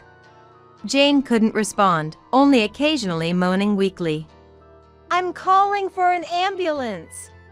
You're overreacting. I attended to Jane while Jim called the police and ambulance. After the call, Jim confronted Susan. Why would you do this? The answer came not from Susan or Anne, but from Emma standing nearby. It's discipline, she said. Discipline? This isn't discipline. Soon the ambulance arrived, and Jim and I explained to the paramedics that Jane was too weak to speak, had been left in the storage, and likely hadn't eaten properly. Sensing the severity from Jane's frail condition, a paramedic said, Understood. We'll transport her to the hospital immediately, and asked me to accompany them. Wait! Her husband is a doctor. He works at... I mentioned the hospital name, asking if they could take her there. The paramedics contacted the hospital, and fortunately, they agreed to accept her, so the ambulance quickly set off. Siren blaring towards the hospital. Arriving at the hospital, Tom, having been informed of the emergency admission, was waiting, and I confronted him in a near frenzy. What have you done? Confused, Tom was approached by nurses trying to separate us. Amidst the commotion, with people watching, I didn't hold back in telling Tom about Jane's condition. I will never forgive this. Please wait. This is the first time I'm hearing of this. I thought she seemed a bit off lately, but she always laughed it off, saying she was fine. Tom often stayed away from home overnight due to night shifts and helping at associated hospitals, so he rarely saw Jane and had left her care entirely to Susan and Anne. Eventually, Jane had to be hospitalized for a while. Tom, angry at himself for not noticing and at Susan and Anne for their actions, informed Jane's doctor of the seriousness of the situation and decided to call the police. The next day, when Jim visited Jane's hospital room, she was able to speak, though she looked painfully frail with an 4 drip. Regretting not taking her out of that house sooner and apologizing for not noticing her situation. We listened as Jane recounted everything. It started with verbal abuse and escalated to taking away her mobile phone and computer, becoming increasingly malicious. Yet Jane, with her inherent brightness and positivity, tried to endure, smiling at Tom whenever he came home late or after a long absence. However, this seemed to irritate Susan and Anne, whose harassment escalated when Tom was frequently away at night shifts or training sessions. Jane didn't seek Tom's help because Susan had threatened her not to tell. If I said anything, they'd bully Emma. Indeed, there were instances where Emma was pinched on the cheek or deliberately not given food. Jane had reportedly pleaded, "I'll endure it, so please don't hurt Emma," asking them not to lay a hand on Emma. For 6 months, Jane and Emma were separated, with Jane only receiving food and water once a day and kept in a storage room otherwise. Jane attempted to escape once but was caught by Anne at the entrance and severely beaten, making further escape attempts impossible. Fortunately, she had managed to keep an old mobile phone and charger hidden, which was not taken from her. Jane documented everything that happened, including daily abuses, in videos and messages at night. "Where is it?" "Under the bed in the storage room where I was." Based on this information, the police later recovered the evidence. The police, using this evidence, arrested Susan and Anne for imprisoning Jane over a long period. This incident caused Jim to lose trust in Tom, and for the time being, Emma would stay with Jim and me. "We can't let Emma suffer the same fate as Jane. We'll be watching you closely from now on." "Yes. I'm sorry. I won't make excuses for not realizing the terrible things my mother and were doing to Jane while I was away." Tom deeply apologized. As for Jane, since her hospitalization, she gradually recovered both physically and mentally. Each visit to the hospital showed her cheeks becoming fuller, and she laughed happily about gaining weight on her upper arms.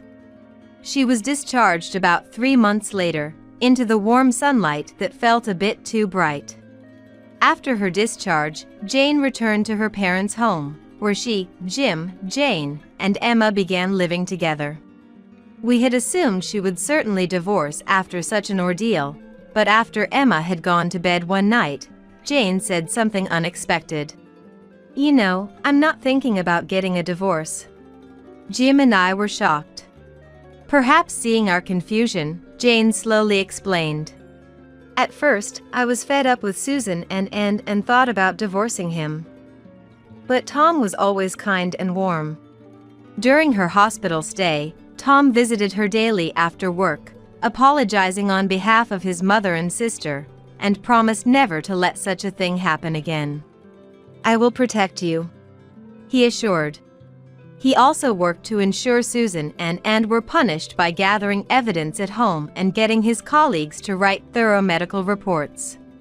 Tom talked about cutting ties with his family and said he'd follow any conditions my parents set until they could forgive him, Jane said. "Do you believe him?" "I do. That's why I really want to live with Tom and Emma again." Jane looked directly into Jim's eyes as she spoke, her words and expression showing no doubt. However, Jim and I couldn't easily accept this and told Tom that we opposed the idea of Jane and Emma living with him for the time being, even after arranging a meeting to discuss it. Surprisingly, Tom accepted our stipulation without argument. "I understand both Jane's and your feelings. I've done something unforgivable and will accept any punishment until I can live with Jane and Emma again." Later, Jim retired, and we moved to the countryside with Jane and Emma. Something we had talked about doing after retirement, but never expected to happen so soon. "Isn't this a bit hasty?" I asked Jim before moving, but he shook his head. "I can't settle down knowing their house is nearby." Meanwhile, the young couple continued to persuade Jim to let them live as a family again. Desperate for approval, Tom heard from Jane about a closed clinic in our new town and immediately came to check it out. It was a small clinic, previously run by an elderly doctor specializing in internal medicine and pulmonology, retiring due to age. The clinic was conveniently located near a bus stop and had good access to the train station, with most facilities already in place. Tom, who had specialized in internal medicine, decided to leave his previous hospital, purchased the closed clinic, and successfully opened his own practice. At the clinic, Jane returned to work as a nurse, starting her days early and working reduced hours so she could be home by the evening. The clinic is so close to home that it's only a 5-minute drive away. On the clinic's days off, Tom comes over, and we spend time dining and playing with Emma, Jane, and me. Jim still keeps a stern eye on Tom, but lately, he's started to watch over him more gently. I hope for a reconciliation between Jim and them soon and showcase my cooking skills on weekends. "How's it going lately?" Jim asks gruffly, but his voice carries a hint of kindness. It's nice being with Jane and Emma. And being able to drink with Jim. Don't get too comfortable. Jim and Tom have even started to enjoy a drink together in the evenings. Grandma, this is Mia. Kevin's girlfriend, Mia, seemingly quiet woman with fair skin, greeted us with a nervous smile. I quickly ushered them inside the house. It was for a meet and greet that Kevin had brought her over, and my daughter-in-law, Chloe, was in good spirits, eagerly asking how the two had met. Evelyn, hurry up and serve them some coffee. Chloe's mood had soured just minutes earlier. The reason was Kevin had first told his parents that Mia was pregnant. I was so shocked I lost my voice. Chloe showed some discomfort at the fact they were having a shotgun wedding. We're serious about making this work. We know we're young, but please, allow us to marry. Both were sincerely asking for their parents' permission to marry. As a grandmother, I realized it was not my place to comment and silently watched, moved by their demeanor. However, Chloe made a visibly displeased face and waved her hand in front of her own face. A shotgun wedding is so tacky. Just because you're pregnant doesn't mean you have to marry, right? Isn't that right, Evelyn? Suddenly turned to me. What? I let out, as Chloe directed a sardonic smile my way. Yes, it's true. Just because there's a baby on the way doesn't necessarily mean marriage is a must. Kevin looked momentarily saddened. I had anticipated such a reaction. But you two are choosing to move forward because of this baby. Whatever the case, it's something Kevin and Mia have decided together. No one else has the right to object. Maybe what we can do, Chloe, is to support them, don't you think? Chloe downed her mug of coffee in one go. Evelyn, get me a refill, please. She handed it over, then crossed her arms and sighed. Well, opposing it is futile anyway. So, when are you planning the wedding? What? Oh, considering Mia's condition, we'd like to do it sooner rather than later. So, this means we're finally getting a break from parenting.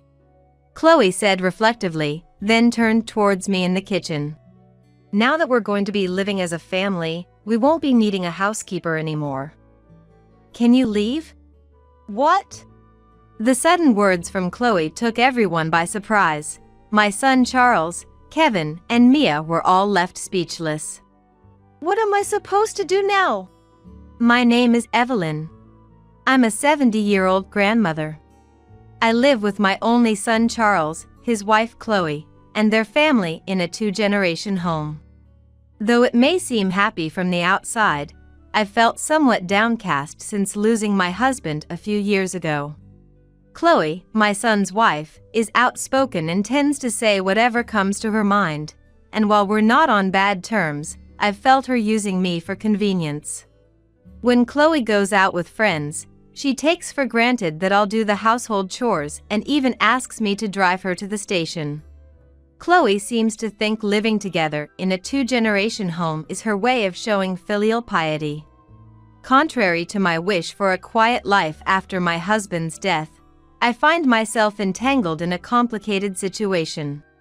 Come on, get up already. From the bedroom of my son and his wife, Chloe's almost shrieking voice can be heard. Ah, she seems to be in a bad mood again. Though Charles was working till late last night, he was woken up at the usual time on his day off and hurried to get ready to go out. I quietly spoke to Charles when I encountered him in the washroom. "Charles, are you okay?" "I'm fine, got about 5 hours of sleep." Charles smiled gently at me through the mirror while drying his face with a towel. Lately, Charles has been looking pale, and I've been worried. Despite my concerns, Charles would brush it off with, "I'm fine," which was something my husband used to say. He kept working until one day, he suddenly collapsed and passed away. That memory is always with me, and I wish Charles could rest more on his days off. Loud footsteps approached. Chloe appears at the bathroom, frowning and visibly annoyed. How long are you going to wash your face? Hurry up, I'll be late for my meeting with friends. "I'm sorry, I'll change right away." The meek Charles quickly left to change his clothes. Meanwhile, Chloe turned to me and handed over a note. "Evelyn, this is the shopping list for today." "Yes, I got it. Have fun with your friends. The weather seems nice today. Please wash the bed sheets as well." Chloe left without waiting for my reply. After watching her brazen departure, I sighed deeply. Even when my husband was alive, Chloe had always been bold in speaking her mind to us. In the beginning of our living together, "Don't hold back," I had said to Chloe, but as time went on, her aggressive nature became more apparent. Cooking, which Chloe disliked, fell to me. If she disliked a dish, she would push the plate away saying, "I told you I can't eat this, didn't I?" Or she would complain about wrinkles in the laundry I had folded. Still, since she was chosen by my son Charles, I tried to keep a quiet smile and avoid causing trouble, but since my husband passed, Chloe's attitude has become more extreme, tiring my spirit. "Evelyn, you're staying home all day, right? Make sure the bath is ready for me when I get back." Chloe said this without even looking at me as she left the house. Chloe goes out with her friends almost every week. Since the beginning of her marriage, she has seldom done housework or childcare, focusing more on her appearance and spending freely. She's very sociable, making acquaintances in various places.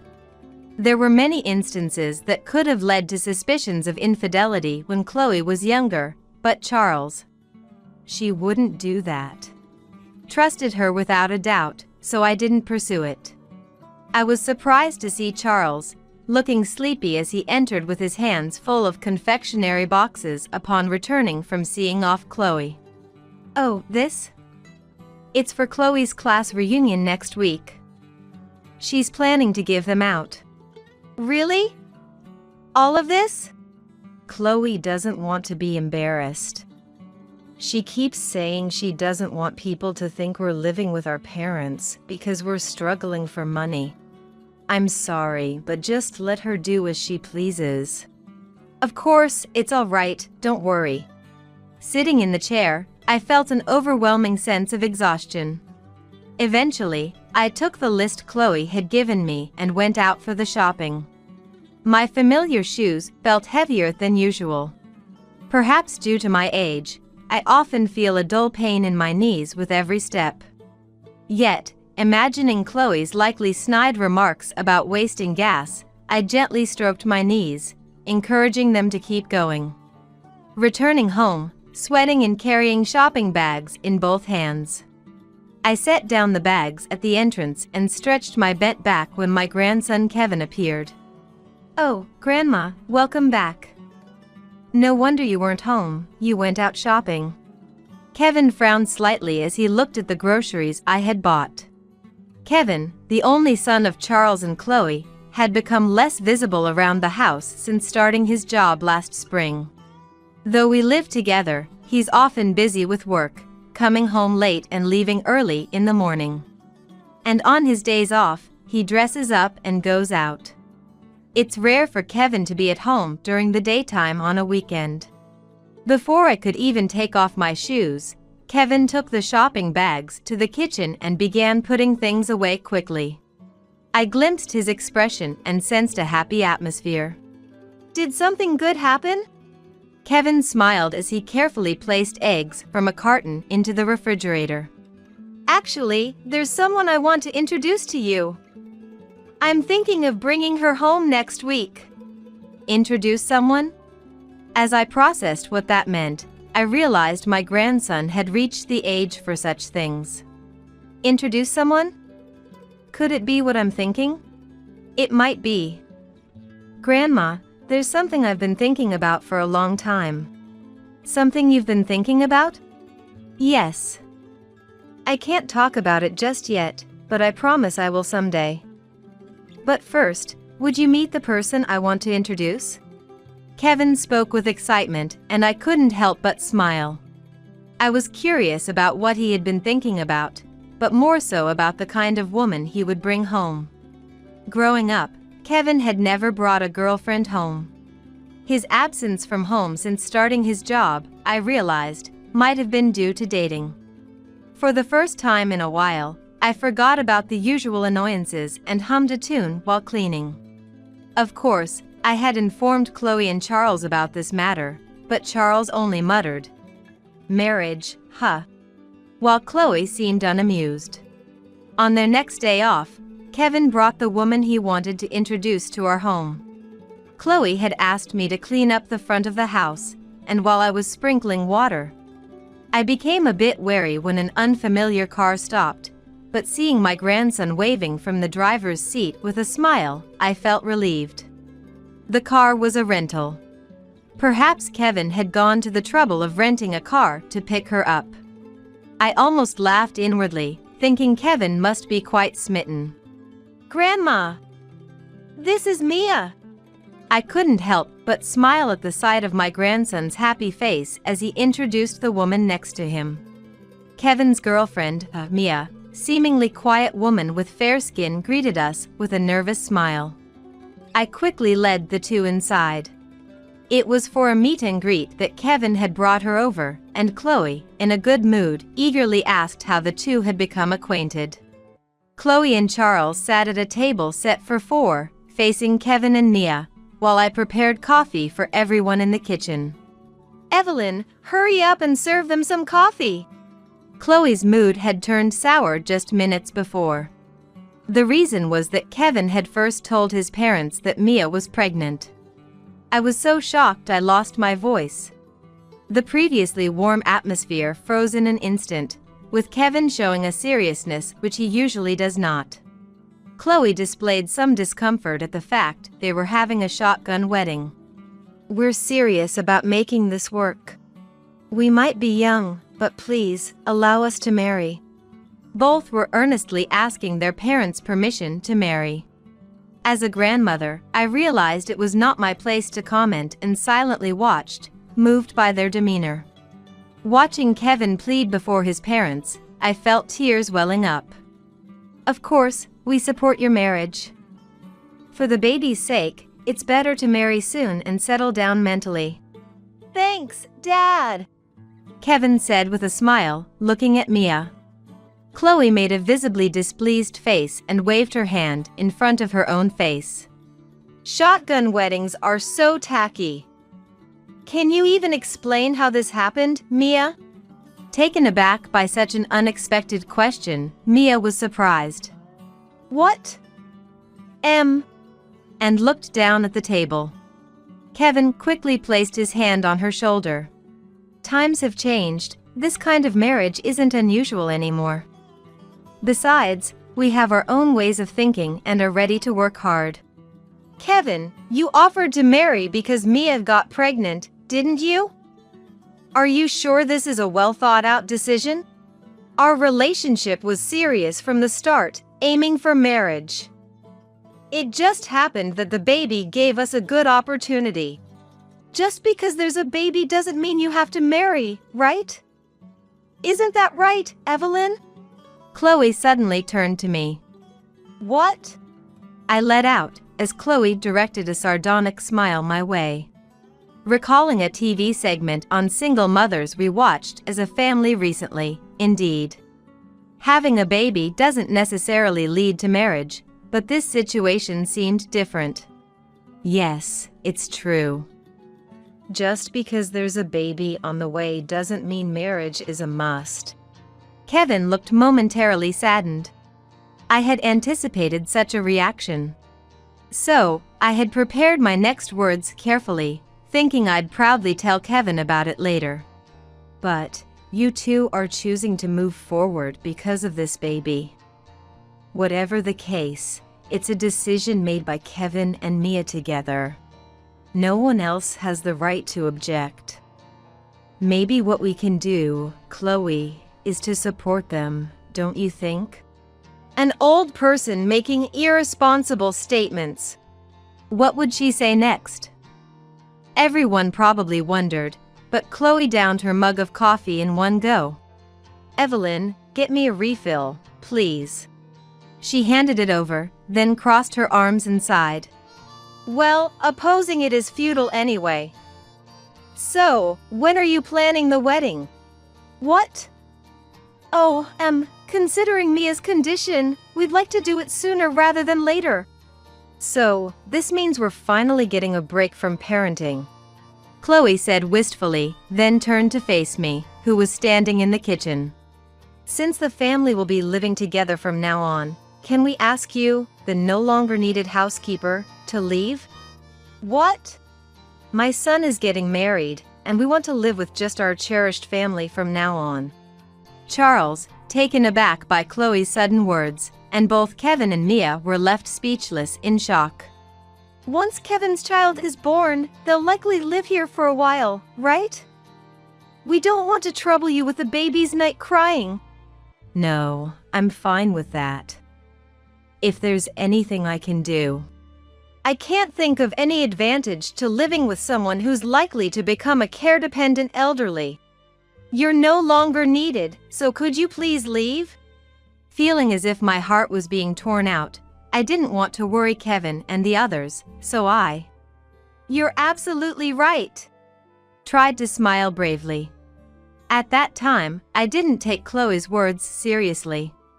But day by day, Chloe's efforts to drive me out of the house became more blatant. Please leave as soon as possible. She kept on saying so. When I consulted with Charles, the timid man could only hold his head and stay silent. What was especially shocking was the realization that Chloe was almost entirely in control of the inheritance from my husband, including the house. My husband, being a man of small desires, had left everything to our son Charles with the intention that all his property would be passed on to him. Effectively, I had no assets or property of my own. And since Charles was under Chloe's thumb, I was stunned to find myself stripped of both my home and inheritance. What should I do now? I murmured while looking through old albums of my late husband and I in the middle of the night. He was always gentle, never angry, just calm. Was it his nature that allowed Chloe to become so selfish? If so, I felt like the cause was both my husband and myself. Months passed. Despite the daily harassment from Chloe, unable to leave, I lived enduring it all. One day, while I was taking a shower, the water suddenly turned cold. I worried it was broken, but it seemed Chloe had turned off the water heater's power. Thinking she probably didn't know I was in the bath, I turned the power back on, but it was immediately turned off again. Realizing it was harassment. Could you not turn off the power while I'm bathing? I asked. It's a waste of electricity. Only to be shouted at. There were even times in the dead of winter when I had to rinse off with cold water. Exhausted, I consulted Charles. Could you bathe while Chloe is out? But he could only weakly suggest. Wondering how he became so spineless, I sighed in disbelief. Even as Chloe said with a snide smile every time we met, "Please rent an apartment and live there as soon as possible." I was powerless to do anything. Amidst these oppressive days, a piece of bright news was brought in. Mia had finally given birth to a healthy baby. For a moment, Chloe and I celebrated wholeheartedly, tears in our eyes as we laughed together.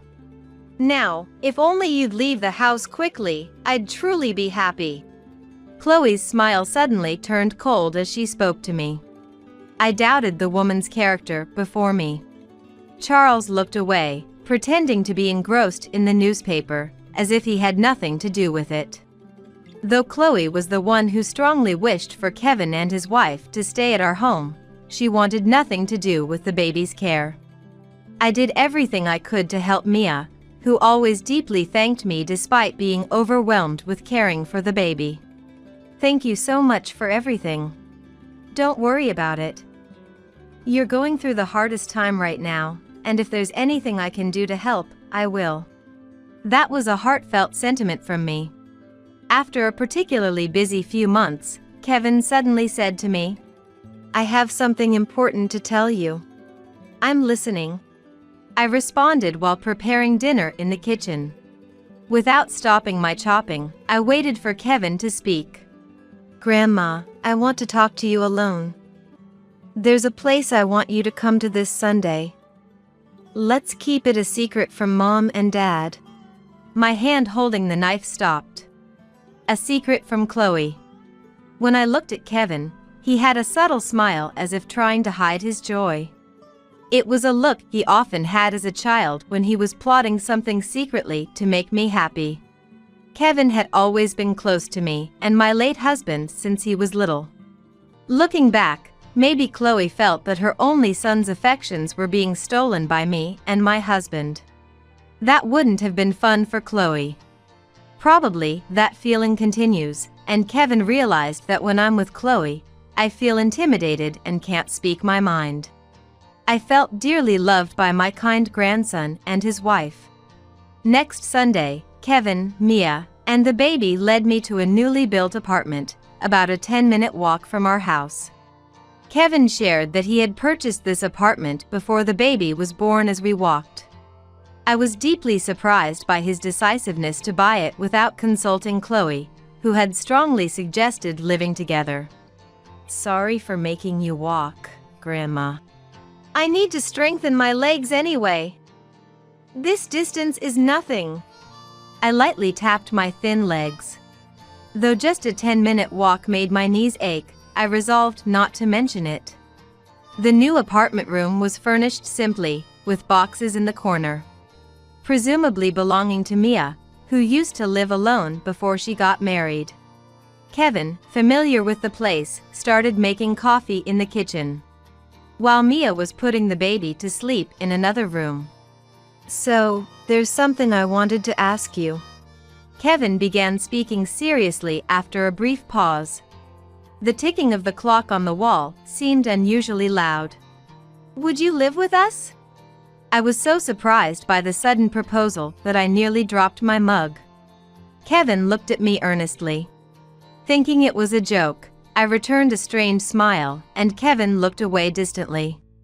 "Ever since I was a child, I couldn't stand seeing Mom treating you so badly." "Well, your mom has a bit of a strong personality, but..." "You're always being told to leave the house, aren't you? Dad won't talk back. And I can't stand to see you being treated so poorly by Mom anymore." "What are you talking about? I'm being treated fine."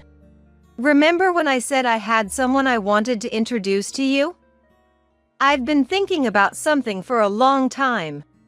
I vaguely remembered such a conversation. It was a while ago, but I distinctly remembered Kevin speaking with an implication of determination when he talked about getting married. "I've been cherished by you and Grandpa since I was little, and I loved both of you. But somehow, I felt Mom was very rude towards you too.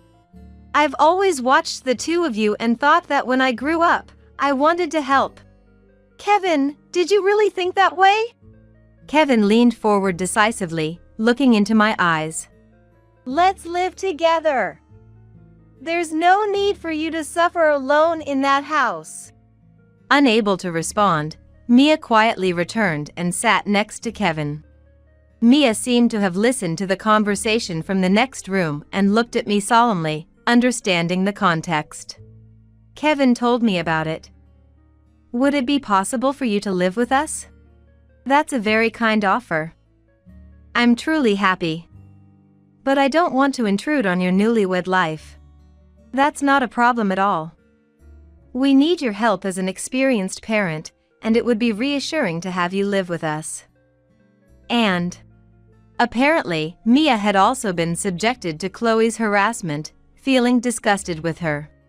Mia had been scorned for having a shotgun wedding and had been yelled at to quiet the baby during night crying. Initially, Mia had wanted to move back to her parents' house after giving birth, but "So you hate being with me, I understand." Chloe would say so every time, and Mia was tired of explaining. "We're asking you. Please, would you live with us?" Kevin and Mia pleaded together. Silently watching them, I felt tears streaming down my face. "Thank you." At that moment, no other words came to mind. Thus, it was decided that I would live with Kevin and his family. Of course, this news would soon reach Chloe's ears. As soon as I agreed to move in, Kevin apparently contacted Chloe and Charles. This was something I had asked Kevin to do. I was certain Chloe would strongly oppose to it. Telling myself this was my final battle, I left Kevin and his family at the apartment and headed home, opening the front door. As soon as I returned, Chloe summoned me to the living room and began yelling at me furiously. "What do you mean you're going to live with Kevin? You're joking, right?" No. "I'm grateful for Kevin's offer and I've decided to accept it." "You're kidding, right?" Chloe scoffed. Beside her, Charles frowned, his face troubled. "Moving in with a newlywed couple? That doesn't sound sane. It's obvious you'll be a burden to Kevin." I was worried about that too. But both of them have accepted me. I want to honestly accept their feelings. "How could this be happening? You say something too, will you?"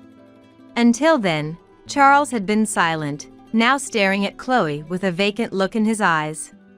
His gaze was powerless, his body seemed to slump. "Chloe, I want a divorce." "What? What is it with you all of a sudden?" "I can't take this life anymore." Charles, usually quiet, raised his voice, causing Chloe to step back in surprise. He stood up, confronted Chloe directly, and glared at her with intense eyes. "I can't continue with you. Not just your attitude towards me, but what you've done to Mom all this time, I could never forgive. What the heck? You're not used to getting angry, don't start now. The problem here right now is about Evelyn living with Kevin, isn't it? Mom is going to live with Kevin. That's the end of that discussion. Now, it's about you and me. I can't live with you anymore. Why is this suddenly coming up? I've been tolerating your attitude because Mom put up with it. But if Mom's moving out to live with Kevin, that's a different story. Now it's about you and me. I want to divorce you for all the suspicious acts and alleged affairs since we were young. I haven't done anything like that." Chloe, unusually flustered, looked away, her eyes darting around. Charles was gentle, but when he got angry as a child, he was unstoppable. Probably, Chloe had never seen Charles angry. When he did get angry, he would meticulously prepare to thoroughly defeat his opponent. As expected, Charles casually pulled out a large brown envelope from his company bag and spread its contents messily on the table. It was a report from an infidelity investigation conducted years ago, proving Chloe's affair without needing to read the details. Chloe was speechless and slumped into her seat. Without another word, Charles returned to his room. I noticed the living room curtains fluttering. So, the window was open. Feeling the gentle breeze coming through the window, I wondered if our embarrassing conversation had been overheard by the neighbors and massaged my temples. "Chloe, I can't say anything about you and Charles, but I hope you two can talk it through properly." Chloe just sat there silently, not answering. Then, it came to a lawsuit because Chloe refused to divorce, but the investigation into the affair was the final blow, and the divorce was finalized. I heard rumors that Chloe didn't change her aggressive self even after the divorce, and people gradually distanced themselves from her, leading her to live lonely days. By the time the divorce was finalized, I had already been living with Kevin and the others for 6 months now. I was feeling happy every day, helping with the care of my great-grandchild. Then one day, "Grandma, Dad's here." Returning from a walk with my great-grandchild, Charles was sitting in the apartment living room with a serious expression on his face. Seeing my son's face for the first time in 6 months since I left the house, he seemed somewhat healthier. After laying down the great-grandchild I was holding to bed, I smiled at Charles. "Have you been able to sleep since the divorce?" "Thanks to you, I've been getting about 8 hours." Charles said this with a brighter expression than I had ever seen before. That's right, my son was someone who used to show such innocent smiles. Even though he has aged and grown a beard, I couldn't help but reminisce about his youthful appearance and laugh bitterly at the comparison to his present self. "So, what brings you here today? Don't tell me you want to live with us?" Well, that's actually why I came. Of course, I'll contribute to the new home expenses as well." "Of course. You're now able to properly manage your finances after the divorce." I've already settled things with Kevin and Mia. We're thinking of purchasing this apartment with the inheritance left by Dad, who passed away, in a way that the two of them would agree with. And from now on, I'll be able to protect you, Mom. Originally, Charles was timid by nature but never was a weak man. I'm sure it was the result of him carefully considering his future and taking action after the divorce from Chloe. I looked at my son, my grandson, Mia, and my great-grandchild in turn and closed my eyes. The image of my late husband appeared behind my eyelids. With a peaceful expression. "Isn't that wonderful?" It seemed like my late husband was smiling. "What's so wonderful about it? You've put me through so much trouble. If you had lived a little longer, maybe I would have been happier." Thinking this, I then reconsidered. My current happiness is thanks to Kevin and Mia, who wished for my happiness. My gratitude towards these two cannot be fully expressed in words. Suddenly, my great-grandchild started crying as if a fire had been lit, and I quickly rushed to the bed and picked him up. After rocking him a few times, my great-grandchild fell completely at ease in my arms and started breathing softly in sleep. A wife who neglects her housework is not needed in this house, right? Such a useless woman does not deserve to be my son's wife. "Leave this house." Chloe, my mother-in-law, said this to me, and with a smile, I replied, "Understood." I left the house and went back to my parents' home. Probably Chloe will storm into my parents' home. I don't know what will happen to me from now on. I am Sophia, a 25-year-old housewife. I married Timothy last year and have been living a smooth life. Except for one thing, Chloe's presence makes our newlywed life less peaceful. Chloe is a son-obsessed, clingy mother. Especially since Timothy is an only child. We live at a medium distance and meet only a few times a year. Whenever I see Chloe, she annoyingly checks whether I am taking good care of Timothy. Last time we met, "You're taking care of Timothy properly, right? Listen, Timothy loves meat and hates fish. You remember that, right?" I remember you said during our first meeting that your favorite dish to cook is fish stew. If you're serving Timothy the same thing, I won't let it slide," she said. Chloe seems desperate to make sure I am doing my household duties and making meals that Timothy enjoys. Timothy loves the fish stew I make, and we have never had any trouble with meals. I can let it go, but she looked at my clothes, saying, "You're dressed so inappropriately. When standing beside Timothy, you should dress to match him. A short skirt? How vulgar. Are you trying to tempt other men?" I was utterly baffled. My skirt was knee-length and quite modest. Timothy has a simple style, and my outfit that day matched his. It seemed Chloe didn't want me to outshine Timothy. "When you two are together, everyone's eyes go to Sophia. It's because of the bright colors of your clothes. From now on, wear a white shirt and black pants. Don't wear anything else." Chloe, beaming as if she had a great idea, got a wry smile from me. Thankfully, Timothy stood up for me. "What are you talking about, Mom? I think Sophia is cute no matter what she wears, and she should wear what she likes. Stop hassling her with your weird demands." Saying. Chloe often comes up with these nonsensical requests. On the other hand, my father-in-law is harmless but doesn't contribute positively either. He always seems preoccupied, either reading the newspaper or watching news on TV, never joining in our conversations. He turned a blind eye to whatever Chloe said to me, right in front of him. I've tried to talk to him several times since getting married. But because he shows no interest in chatting, the conversation dies down quickly. Honestly, visiting my in-laws has always been a burdensome event for me. Then one day, I started feeling unwell and couldn't manage the household chores. I thought my headache and slight fever would pass, but Timothy was worried and decided we should visit a doctor the next day. It was a Saturday, and Timothy had the day off. Our usual clinic was only open in the morning on Saturdays. The doctor asked if I could be pregnant, and I remembered my period was late. "Maybe I am pregnant," I said, and took a pregnancy test right there. The result was positive. We immediately visited a nearby gynecologist, and it was confirmed I was pregnant. Timothy and I were overjoyed. Especially Timothy, with tears streaming down his face.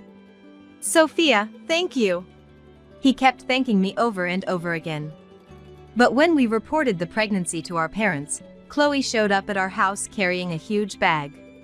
I was suffering from severe morning sickness and was holed up in the bathroom, unable to come out. As the doorbell was repeatedly rung, I hurried out of the bathroom to answer it, and there was Chloe. "Chloe? You were trying to pretend you weren't home, weren't you?" "No, I was just in the bathroom." "I don't care, just let me in." I staggered to the door and opened it. Chloe was holding a large Boston bag, and I had a bad feeling. "We're going to live together until the baby grows up." I was stunned by Chloe's sudden words. I couldn't just leave her at the entrance, so I let her into the house. "I'll make some coffee," I said, and headed to the kitchen, and called Timothy while waiting for the water to boil. It was a weekday afternoon, and Timothy was at work as usual. I was worried if he would answer, but he did after a few rings. "Sophia? Is something wrong?" "Hey, Chloe came over. She's carrying a big bag. Do you know anything?" "Eh? I haven't heard anything. But she said she would come by soon. I never thought she'd come when I'm not home." "I see. I'll ask Chloe for the details." "Sorry. If Mom says something weird, you can kick her out." "Oh, sorry, I have to hang up." Timothy seemed busy and hung up.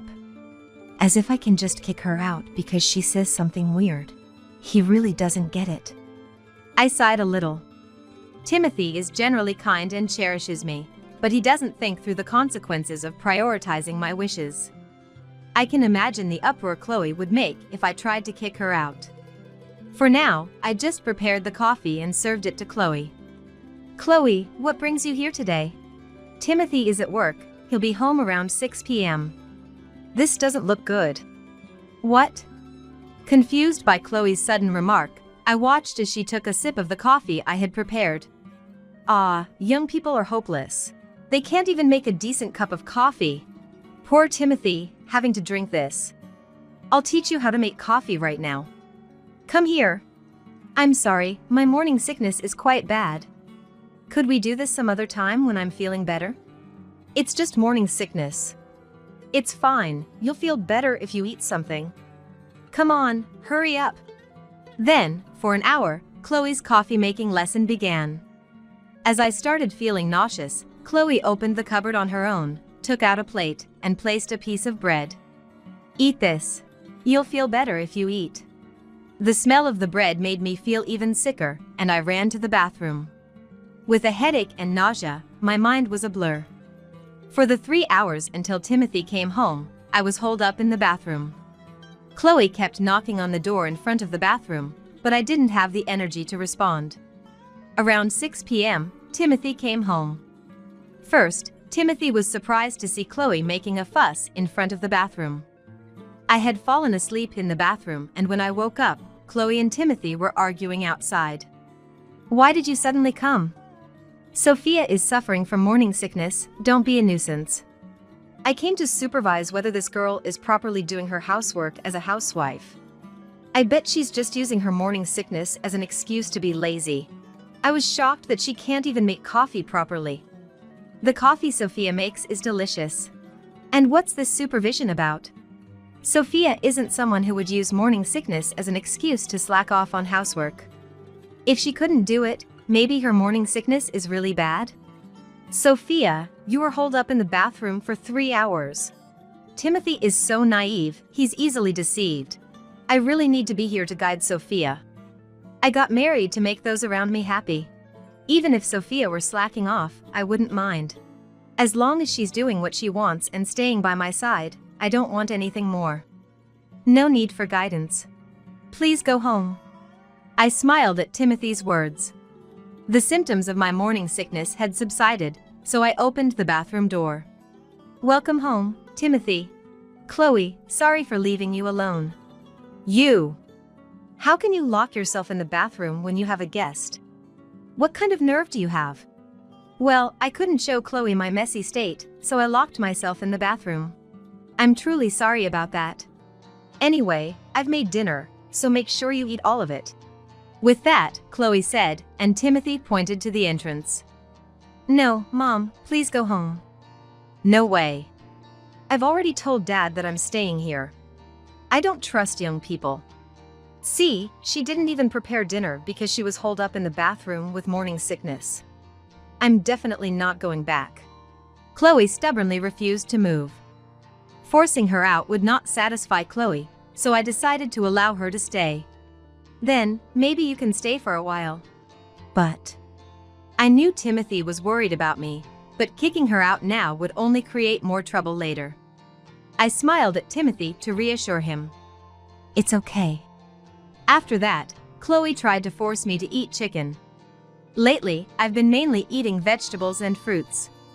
With severe morning sickness, even the sight of fried food, let alone bread, made me feel sick. Chloe complained about this too, but Timothy was completely on my side, which was a great help. The next day, worried about leaving me alone with Chloe. Call me if anything happens. It's okay to lock yourself in the bathroom. Timothy said to me before going to work. As expected, Chloe complained about everything I did. If I cleaned, she complained I was too slow. If I did laundry, she said I should care more for Timothy's clothes than mine. Each time. All right. I just responded. When morning sickness hit and I rushed to the bathroom, Chloe would knock on the door. When I came out, Keep bathroom visits under 5 minutes, she said. Chloe did nothing but complain, while I struggled with housework in the midst of severe morning sickness. I knew this would happen when I allowed Chloe to stay, but honestly, I wanted her to go back to the in-laws' house soon. I did as much as Chloe said as I could without overexerting myself. Timothy, except for one day when he was late due to a company drinking party, came home early without overtime, and there didn't seem to be any major problems. After about 5 days of living like this, Chloe finally said something to me.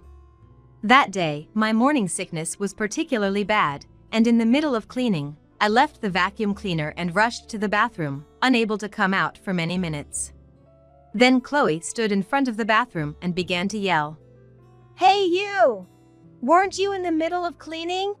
Are you expecting me to do it? Enough is enough! Claiming to have severe morning sickness, are you just slacking off? Thinking you can just hide in the bathroom? I didn't have the energy to respond to Chloe, but she kept complaining endlessly.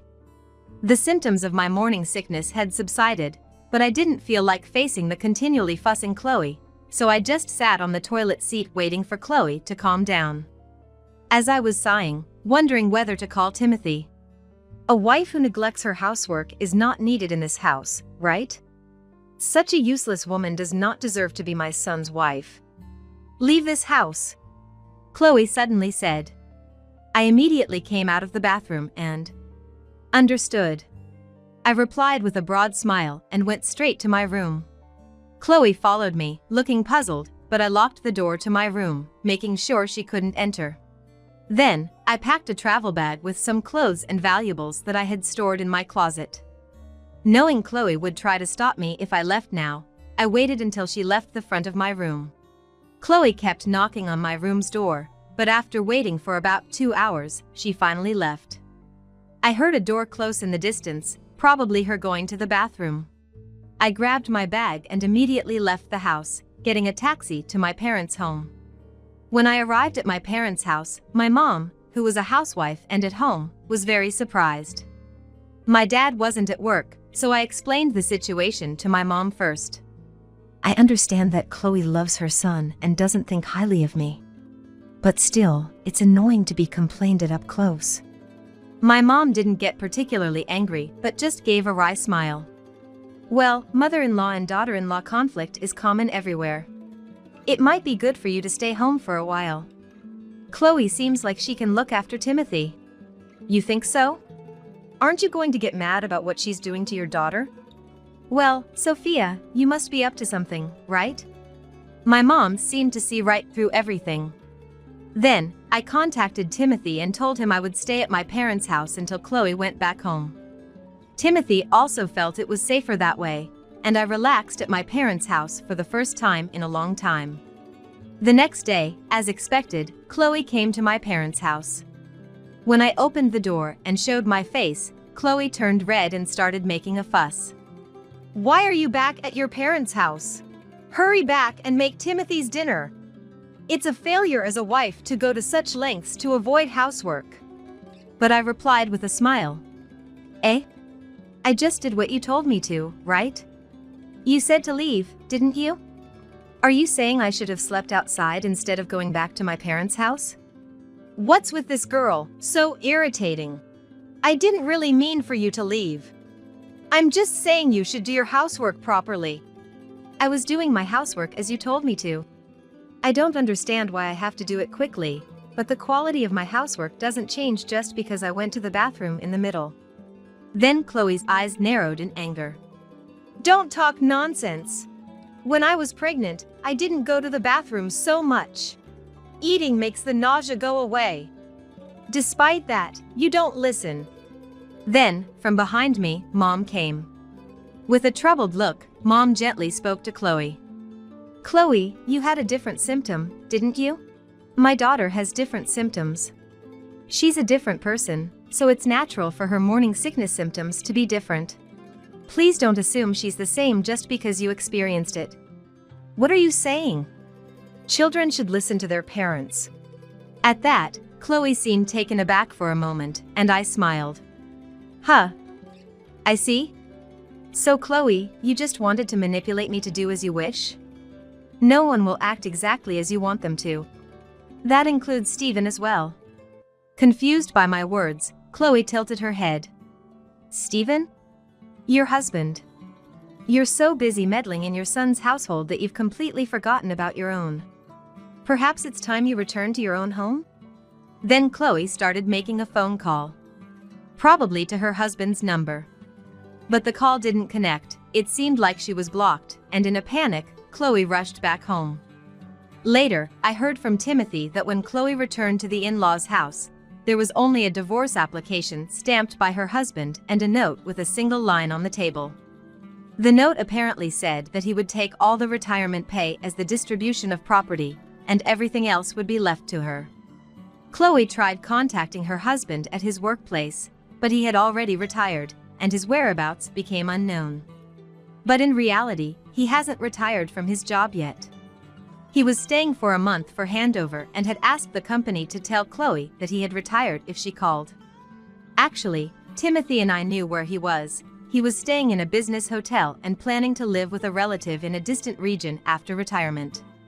We were supposed to inform him when Chloe filed for divorce, and he said he wanted to start a new life then. About a week ago, when Chloe came to my house and it got late, I called him. "Chloe is at our house. Are you okay, Stephen? Aren't you lonely by yourself?" When I asked him kindly, Raphael, who usually hardly spoke, opened up about his true feelings. Maybe because it was over the phone and not face to face, he could speak without stress. Sophia, you're the only one who worries about someone like me. My wife has always treated me like an ATM, never as a husband. When Timothy was young, if I tried to play with him, she'd say, "Don't touch him, you're dirty, stay away." Maybe that's why Timothy became unsure how to interact with me. I've always been timid and lived a rather dull life under my wife's thumb. You're right, I've always been lonely. At that moment, I thought I could use Raphael to drive Chloe away. There would still be interactions with Chloe in the future. If I forced her out now, I could be endlessly complained at. In the worst case, if Chloe persuaded Raphael to leave their house and said they had nowhere to go, they might both end up at our house, making it difficult for us to refuse.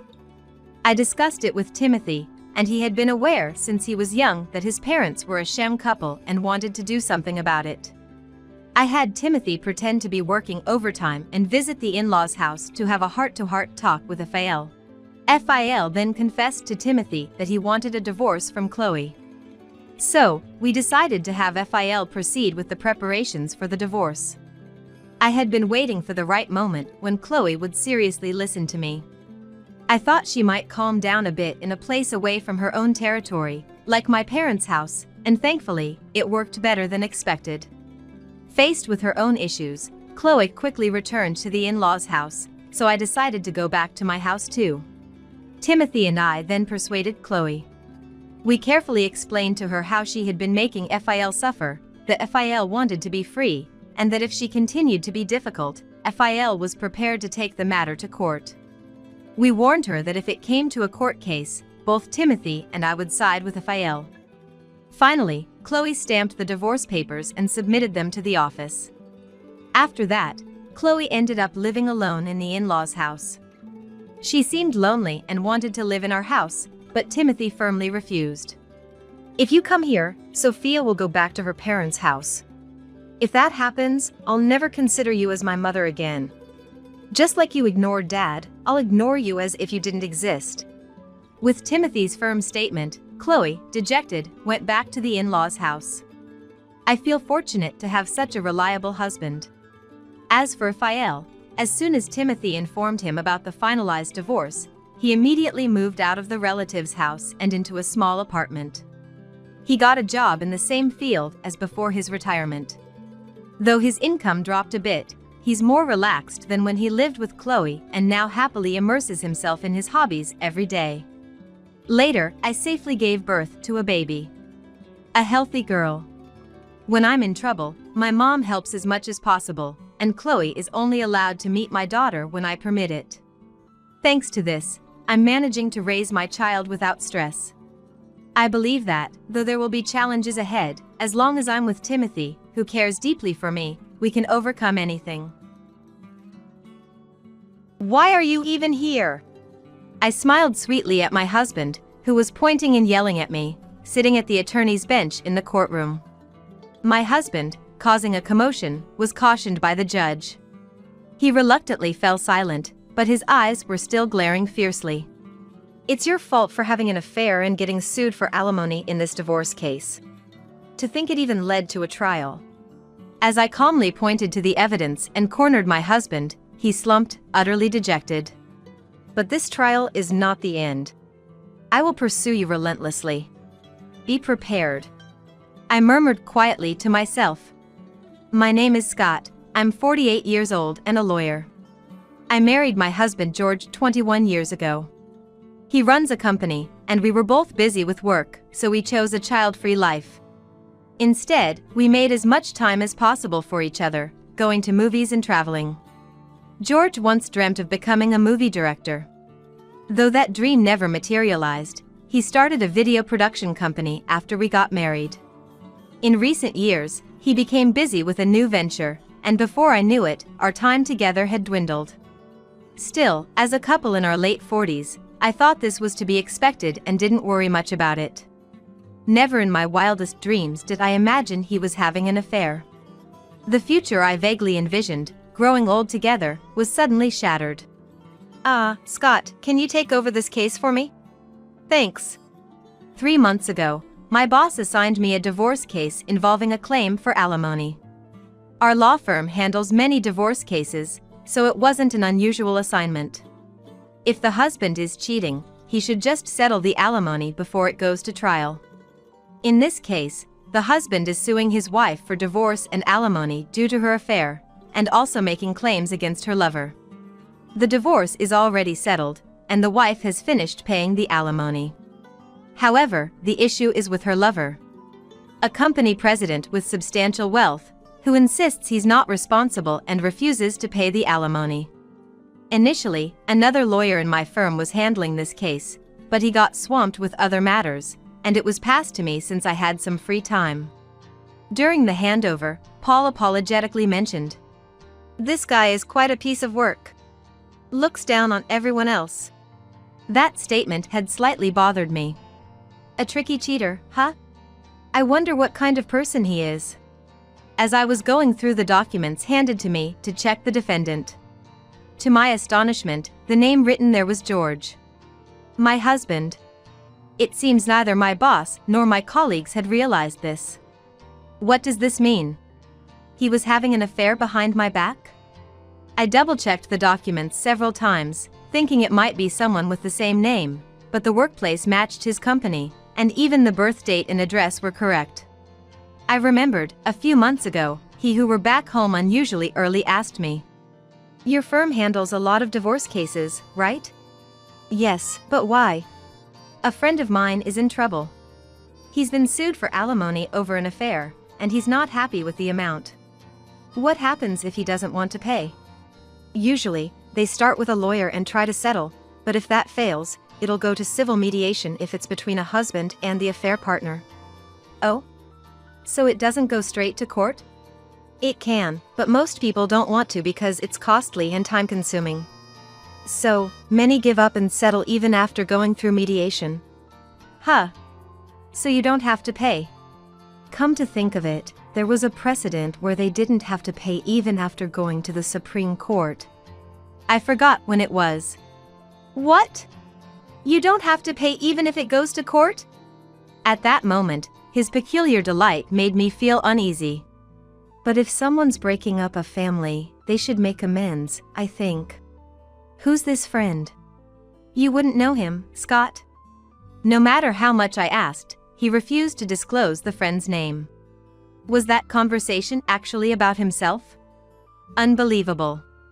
I was so happy that night, thinking we could finally have dinner together after a long time. It seemed he only wanted information that would benefit him. According to the documents, the affair between my husband and the other woman started 5 years ago when she was hired as an accountant at his company. That was about the time he started saying he was busy with a new business, leading to more overtime and business trips. So that was it. But I also didn't notice the changes in my husband as my workload increased with more cases to handle. The affair came to light 6 months ago when the other woman's husband found out. The discussion between the woman, her husband, and the distribution of property, and the amount of alimony in the divorce case caused some friction, but it was quickly resolved through mediation by a colleague lawyer and didn't go to court. However, around the same time, the husband filed a claim for alimony against George, the affair partner. "I don't want to pay." He refused. He dodged the issue during mediation as well, refusing to acknowledge any responsibility for the alimony. I never imagined he would use the information I gave him in such a way, and anger surged within me. So, he was cheating and using me all along. I won't let this go easily. That's why I decided to divorce him and press on relentlessly. In situations like this, lawyers are not supposed to handle cases involving their own family members. But there's an exception if the client agrees. I immediately contacted the client, Randy. You're George's wife? The next day, at the cafe where we met, Randy was quite surprised as I explained the situation. Yes. And with your consent, I'd like to handle this case. Wouldn't that mean you'd conduct the trial favorably for your husband? That will absolutely not happen. Because once this trial is resolved, I plan to immediately file for divorce myself. I have no intention of being cheated on and just letting it slide. I plan to fight back, as a wife and as a lawyer, with my pride on the line. If you're that determined, please, take the case. Randy, sensing my resolve, officially asked me to represent him. But George has been consistently refusing to pay the alimony. It's terrible considering he's a wealthy company president and not in need of money. I'm not after the alimony. I want him to properly apologize for destroying our family. Randy clenched his fists and bit his lip in frustration. The discussion between Randy and his wife about the distribution of property already favored him due to the affair admission and photographic evidence, so the matter was already settled. I really wanted to end all this as quickly as possible and forget about it. But I just can't let it go like this. Your feelings are completely justified. George, being a business owner, is clever and can talk his way out of anything. I'm just a simple salaryman. Can I even compete? Not at all. People who believe they are clever often make trivial mistakes in unexpected places. I will make sure to corner him, just leave it to me. Our marriage wasn't going well to begin with, and he even said he doesn't see the point in paying alimony. That wasn't the case. If George hadn't laid a hand on my wife, we would have been fine. The frustration in Randy's tone was palpable. Naturally, no one wants to go through a costly and time-consuming trial. George probably looks down on Randy, a company employee, thinking he can get away with anything because he's a wealthy president. That's what I felt. George was kind and wonderful before our marriage. But after he became independent and started his own business 15 years ago, money started flowing in, and he gradually changed. The places we dined at shifted from local bars to upscale restaurants, and eventually, he started saying that those who eat at cheap places are poor. Whenever I admonished him, he initially blushed and apologized, but eventually, These are bottom feeders who can't even start their own business. He started saying his company was thriving, and perhaps he got carried away. But success in business isn't always a given. As a lawyer, having seen many who failed yet managed to recover, I believed he would eventually come to realize this. Yet, he seems to have become more arrogant than I ever imagined. Luckily, or unfortunately, he's still unaware that I know about his affair. Just watch, I won't let this go. I contacted someone to gather compelling evidence against him, and prepared meticulously for days for the trial. On the day of the court hearing, as I sat in the courtroom with Randy, George entered, pointed at me, and yelled, "Why are you even here?" I will be representing Randy. I'm Scott, the attorney in charge. Your lawyer has been informed about the change of representation. George glanced at his lawyer in disbelief, who nodded in confirmation. You probably outsourced everything to the company's legal advisor, not bothering to check who the new attorney was. That's ridiculous. I don't accept you being in charge. I have the client's consent. Your consent, as the defendant, is not needed in this case. I don't care. Change the lawyer. He, causing a commotion, was quieted by the judge but kept glaring at me. It's your fault for having an affair and getting sued for alimony. To think it even led to a trial. Throughout the trial, I shouldn't have to pay alimony for the affair, he persistently claimed. It's not my fault we got divorced. Insisting on just that one point. He probably researched Supreme Court precedents based on my information. But he misunderstood them. There's a Supreme Court decision saying you don't have to pay, so I don't see why I should. Indeed, a previous case did dismiss a claim for alimony due to mental distress caused by an affair. See? He sat back, smug and confident. Are you aware of the rest of that precedent? While it's true that alimony for mental distress was not granted, claims for alimony due to the affair itself are valid. What? George, looking dumbfounded, while his lawyer scrambled to check the precedent. No company lawyer, however proficient in corporate law, can match a divorce specialist. And so, the trial concluded with him ordered to pay $30,000 in alimony for the affair. It's a court decision, so non-payment now risks liens or enforcement actions. Realizing he couldn't escape, his shoulders slumped in defeat. But this isn't the end. I will continue to pursue this thoroughly. Be prepared. From that day on, he never returned home. I expected as much. So, the next day, I sent a petition for our divorce trial to his company, along with certain documents. Please, no more trials. I'll pay the alimony for the divorce as you demand. A few days later, summoned by my husband, I went to his company's meeting room with a colleague lawyer. As soon as he saw me, he apologized to me. Oh. So you'll also properly handle the distribution of property, as I suggest. That's. Investigations revealed my husband's personal assets exceeded $5 million. This was because he cleverly funneled company money into his pocket and, unbeknownst to me, had made me a company officer, drawing a monthly salary of $8,000. The assets you built after marriage are jointly owned, right? Splitting them would make me a millionaire. And I was an officer. I had no idea. That's a tax-saving measure every company practices. Maybe, but isn't it strange that I, the concerned party, was unaware? Is that all just for tax savings? There are quite some suspicious money movements. Maybe this lawyer here and the accountant lady knew about it? The lawyer beside him averted his gaze upon meeting my eyes. You realize such actions could strip you of your lawyer's license, right? I've already reported this to the Bar Association. His lawyer turned pale and trembled, aware of the gravity of his actions. Of course, you're prepared for the company to collapse due to these illegalities, right? I just had an affair. I apologize to you, and I've long split up with that woman. Why does the company have to go down too? Because I am a lawyer. I can't overlook the wrongdoings I've found. How? And how did you get the company's internal documents? You conspired with the company's president, the legal advisor, and the accountant lady to commit fraud.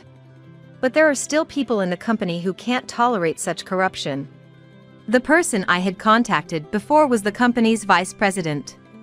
He had supported George and built up the company from the start, but could no longer bear his changing nature.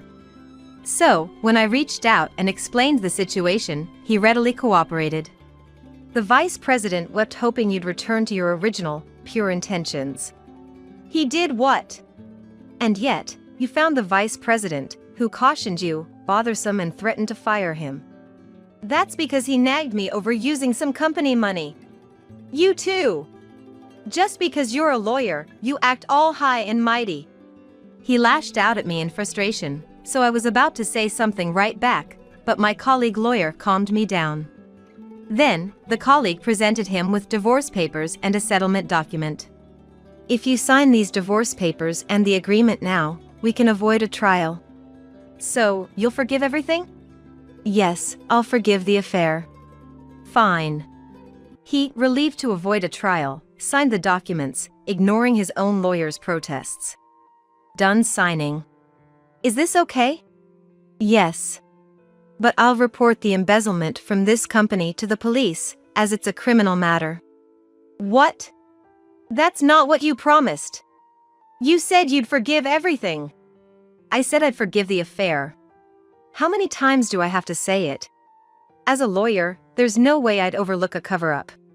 He seemed to want to retort, but he was at a loss for words.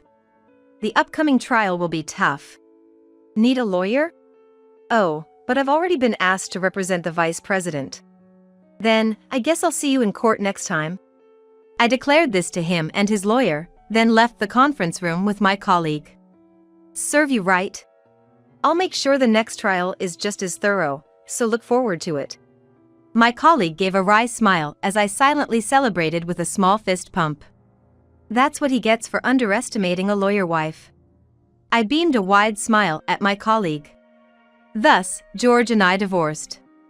We went through the distribution of property, but most of it was deemed not personal assets as it was illegally manipulated company funds. Subsequently, George and his lawyer were sued by the vice president for embezzlement and arrested. They are currently in trial, detained in jail due to the severity of the crime and risk of destroying evidence. It looks like they won't see daylight for a while. Even if they were released, the huge debt they'll face is evident. As for me, I didn't become a millionaire from the distribution of property from George, nor did I want to. Money earned rightfully by one's effort is sufficient. Moreover, my fulfillment as a lawyer comes from being able to help many people.